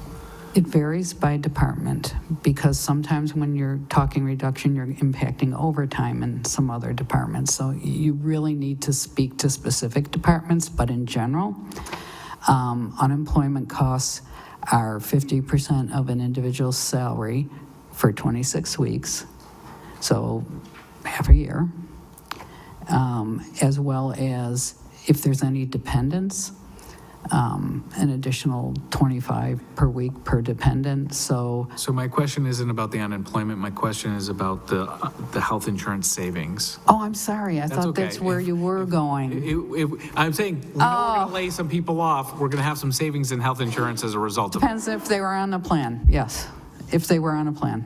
And on average, what is that per employee? Just ballpark it for me. I know it would be Family or single, you know, Well, 12,000, family is- yeah. About how much? Family, 12,000, and, Single? yeah, no, that was family. And what's the single rate? I'm sorry, I should know this because I haven't. I believe it's in, I will get it for you, but I will get it for It's you. less than the 12. It is, it's, I want to say it's in the 6,000, but I want to get it for you exactly. Yeah, I think the total cost of the insurance would be easier to claim, and then we have an 80-20 setup, so the employee pays 20% and we pay 80. Our family insurance is about 19,000.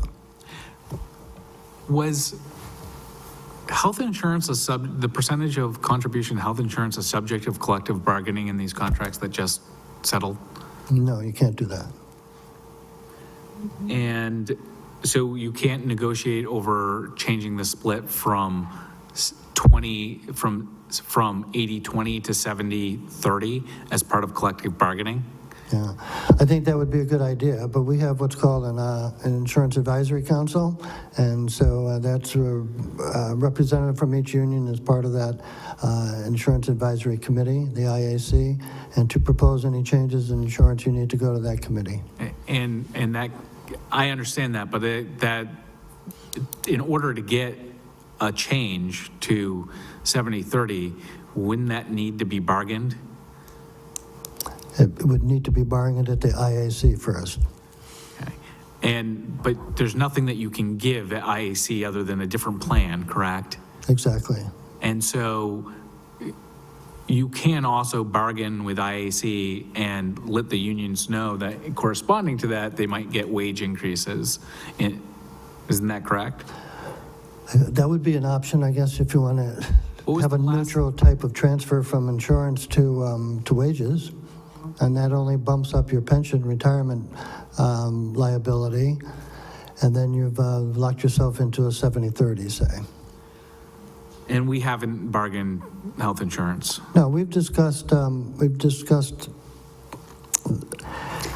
maybe before the end of the year, I'll go to the IAC with it, but it's possible to increase the deductible, and before everyone cringes on that, we save lots of money when you do that, and maybe there's a formula by which the city pays all of that deductible, and the city still saves money. So that's some numbers we've requested the broker to bring back to us, so that we would have a higher deductible for each employee, and the savings in health insurance would be large, and the employee would have no financial impact.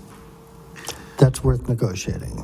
And is it also possible if the council makes cuts in other departments, and then you subsequently achieve savings in the health insurance line item, that we can do, and you can come back to the council for a transfer from the health health insurance line item to backfill that other department? In the form of a supplemental budget? Yeah. Yes. Thank you, Mr. Mayor. Welcome.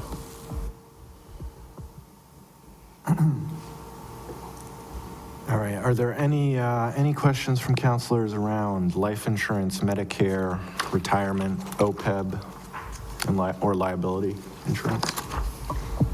I know it's a number of, I have an OPEB question. I think we can field that. Mayor, we have zero budgeted for OPEB. Town of Leominster just completely 100% funded their OPEB liability. What percentage of OPEB liability have we funded today? I think it's 50. We're at 57%, but I'm not sure if it's OPEB or pension. Can you get us that figure on Sure. OPEB? And are you anticipating that we're going to get, I didn't see marijuana revenue in the budget, and I appreciate that because no one knows what it is. Right. Even though the city of Northampton's doing quite well, and they're not the highest. Do you anticipate sending us a proposal for dedicated marijuana revenue towards OPEB liability? I do. And when would you anticipate we would see that? Well, we are anticipating doing that after the budget, because it takes some explaining on the dedicated revenue. And if we do dedicated revenue towards the OPEB liability, if we do dedicate that, do we have to come back and do a supplemental appropriation into OPEB, or how does that work? Because we haven't budgeted for it. Right. So historically, about, I don't know, 5, 6, 7 years ago, when I came before the council to explain the OPEB situation, I said that the best way to do that would be to do it in cash rather than in the budget, to have the taxpayer paying it. So we've always used free cash to build that OPEB account. I think it's 1.2 million. What is it? 1.5 million. So all the now, marijuana but we revenue don't will have go free into free cash cash? because we haven't closed out FY19 and we haven't closed out FY18. So this is going to be the strangest year where we're going to have 2-year closeouts in the same calendar month. I guess what I'm calendar trying to year. figure out is, as quarterly, as marijuana revenue starts coming in, what pocket of money does that go into currently? Currently, Yeah. general fund. General fund. There's, yes, And so- that's by, And so don't we need to do some sort of appropriation of it? Don't we need to appropriate it out of the general fund? Because it's not in free cash, unless it sits there till the end of the year. no, the Municipal Modernization Act allowed cities and towns to dedicate revenue where they've never let that happen before, so that it can So go. once we dedicate it, it doesn't go to the general fund anymore. Correct. Thank you.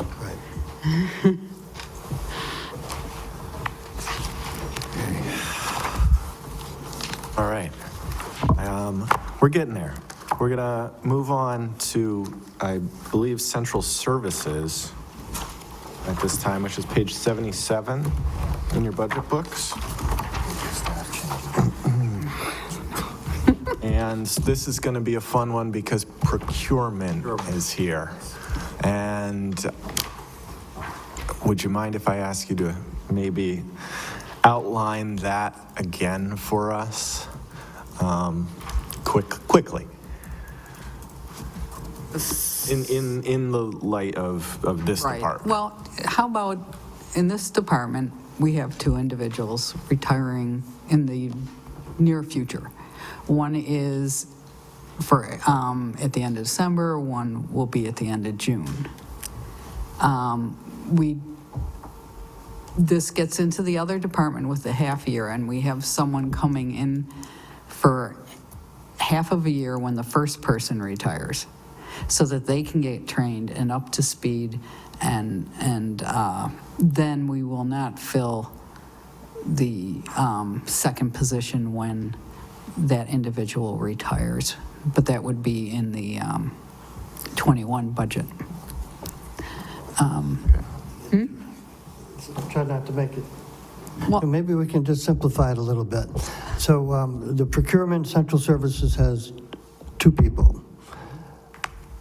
One is leaving in December, and we're going to move a person from the mayor's office into her position in procurement. That leaves a vacancy in the mayor's office. At the end of the year, this department will only have one person. Fiscal year. fiscal year. I think I understand that, but Councilor Mass, you have a The question? person you're moving from the mayor's office, you're leaving a vacancy, but it's a funded vacancy, is that correct? Exactly. So that the new mayor would be able to select whoever they wanted in that position? That's Right. the intent? Yes. Okay. And so my question is, why would a new employee so there's, you're anticipating no vacant, two people in this department for the full year? Yes, Okay. And one of those people is coming from your office. yes. And you're telling me they currently make the same amount or close to the same amount as the existing person who's retiring? It's very close.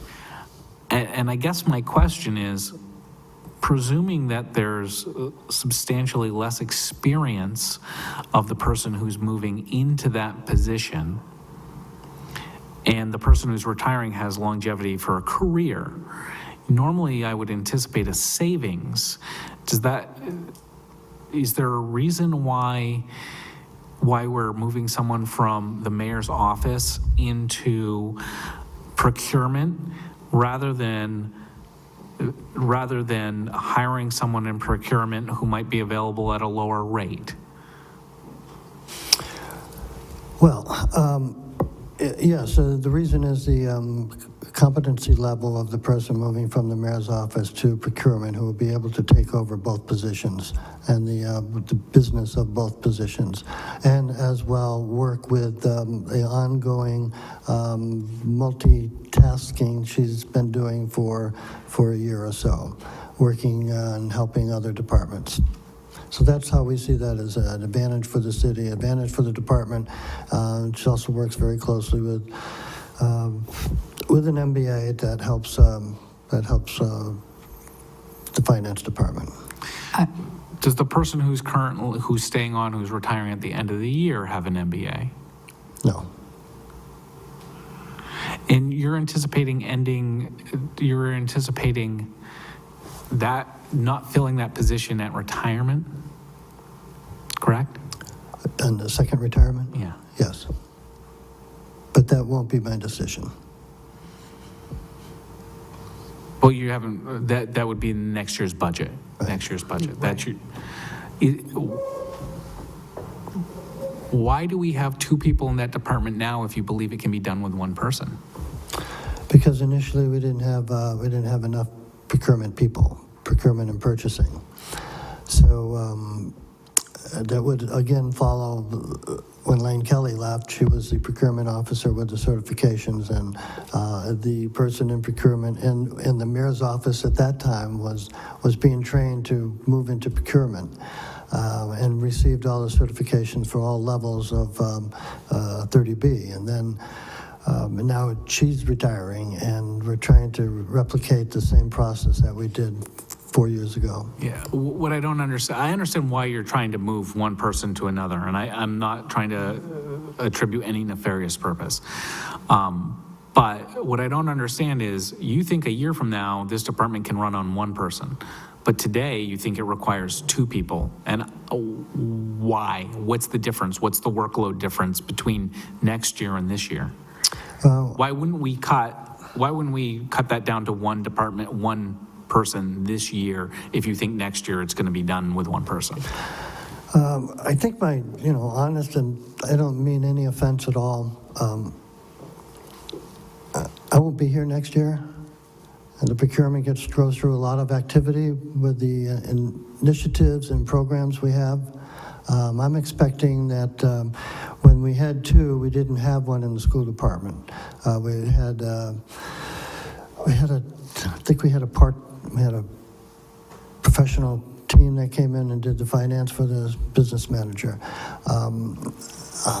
Howie he was there before. He was the CPO, but he was only here a year, and he wasn't familiar with any of what we were doing, anything we were doing in Greenfield. So they covered a lot. Lane covered everything. Actually, we had memos with the school department where Lane handled all of their capital. So it was during that transition that we were trying to cover for everybody. At the same time, But they have someone now, right?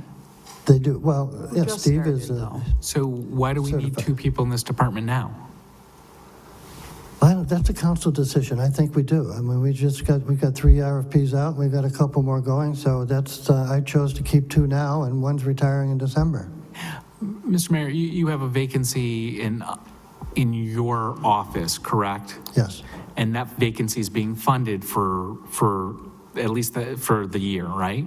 Both for the first half of the year, and then there's a second half that you intend to move them into procurement, correct? In FY20. Okay. And there's a second position in your administrative section, right? That's Yes. not filled. Right. So is it possible, without pushing an employee out the door, that you could take someone from procurement for 6 months and put them into the full position that you're asking us to fund within your department, and allow us to cut this department by one person without affecting anybody, given that there's no additional work for them to do because the schools aren't there, and that you anticipate they're not going to be needed the following year? It seems like a rational sentence, but give me some months. How would you want to do that?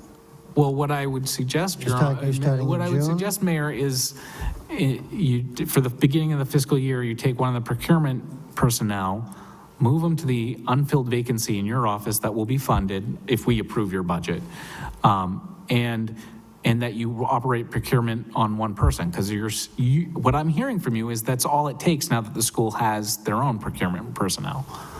Well, you're hearing that not from me. I didn't say that. I said we needed 2 while I was here. Maybe next year you can do with 1, but you'll have a chance to... Why do you think that, though? Why do you think there's going to be less work next year than there is now?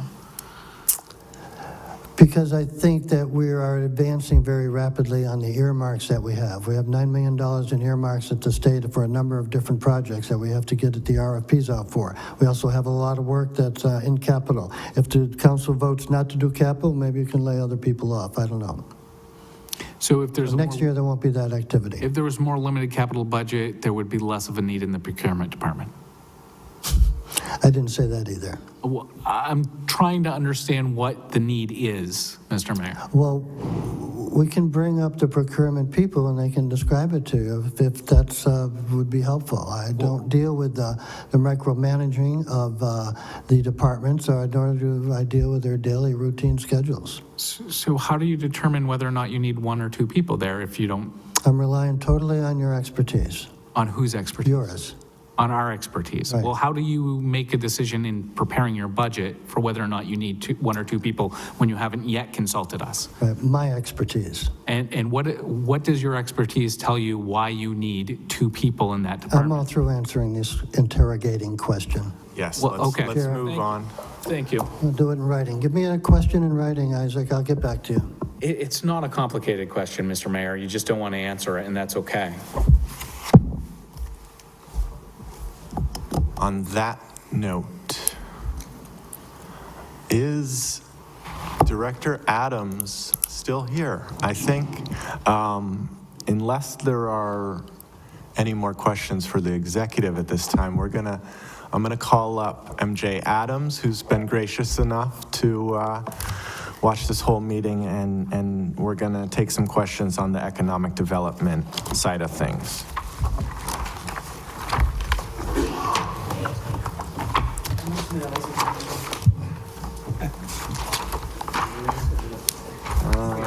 Who remembers where economic development is? Oh, it's next to the mayor's. I remember that much. It's on 59, That's what I wanted. I believe. Is this? Well, that's the assistant to This is the. what I wanted. Page 59? Yeah, I guess that's it. Yes, yeah. It's just a different title. Can you explain that 50/50? Okay. How can I be helpful? Welcome.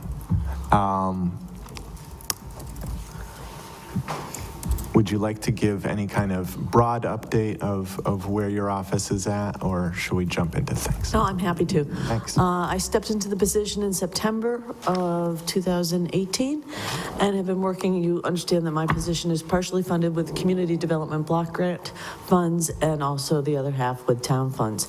I'll share with you that over the last couple of months, I have been spending and dedicating more of my time on block grants simply because there's been some staffing changes in my office and the necessity of preparing for the block grant application that just went in March. In my time working on economic development, there's been some ramping up in terms of getting my arms around what the community has been involved in and where I can be of assistance. I've been working with the TIF committee, the Tax Increment Financing Committee. We have a couple of TIFs that are navigating their way through the process. I have been working with the local cultural council and the cultural district. Those have also been added on in terms of economic development activity that we're supporting. I've been engaged in representing the community in regional meetings and state meetings on economic development. And also here locally with the Franklin County Chamber of Commerce, the Greenfield Business Association, and the Progressive Partnership. So it's been reaching out, creating relationships, and starting to think about long-term what we want to do with economic development in the region, or in Greenfield. Additionally, the other things that we've been working on over the last couple of months that have both a community development and an economic development focus are the work we've been doing in the discussion about the expansion of the industrial park, working with a couple of businesses that are looking to locate here in town, and also starting up a business visitation program that I'm doing jointly with the new president at GCC and the new executive director of the chamber. So that said, we're also creating a fresh database of companies in town. I'm fortunate to have an intern from Greenfield Community College who's working with us one day a week to help develop a good working list of the companies in town. And just recently, just 2 weeks ago, we started sending out letters, welcome letters to new businesses that have established themselves starting in January of this year. So that's it. All right. Thank you for the summary. Do any councilors have questions for Director Adams? I don't think anyone would argue that you're one of the more active and important pieces to Greenfield government, and I think we obviously get a really good deal with the way that the CDBG grant works out. I've worked with both of, are there two interns currently? I do. Yeah, I've worked with both of your interns, and they've been very good. I think this office does a lot on not necessarily a lot of money. I don't know that I have any questions. Anyone else? Seeing none, I think you're off the hook. Thank you. Thanks for coming in. Yep.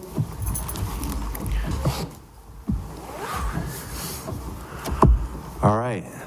Thank you, everyone, for sticking it out with us. Our next scheduled meeting is Tuesday, April 16th, here, same time, same place. Yeah, same bat channel, Doug says. And we'll be discussing public safety. I want to say one last thing for anyone watching at home and anyone in the room. We did invite small department heads to later meetings, and they're welcome to come in and justify any increases to their departments, but they're also welcome to submit written testimony through email to the town clerk if they're unable to attend in person. And this meeting is now adjourned at 8:20.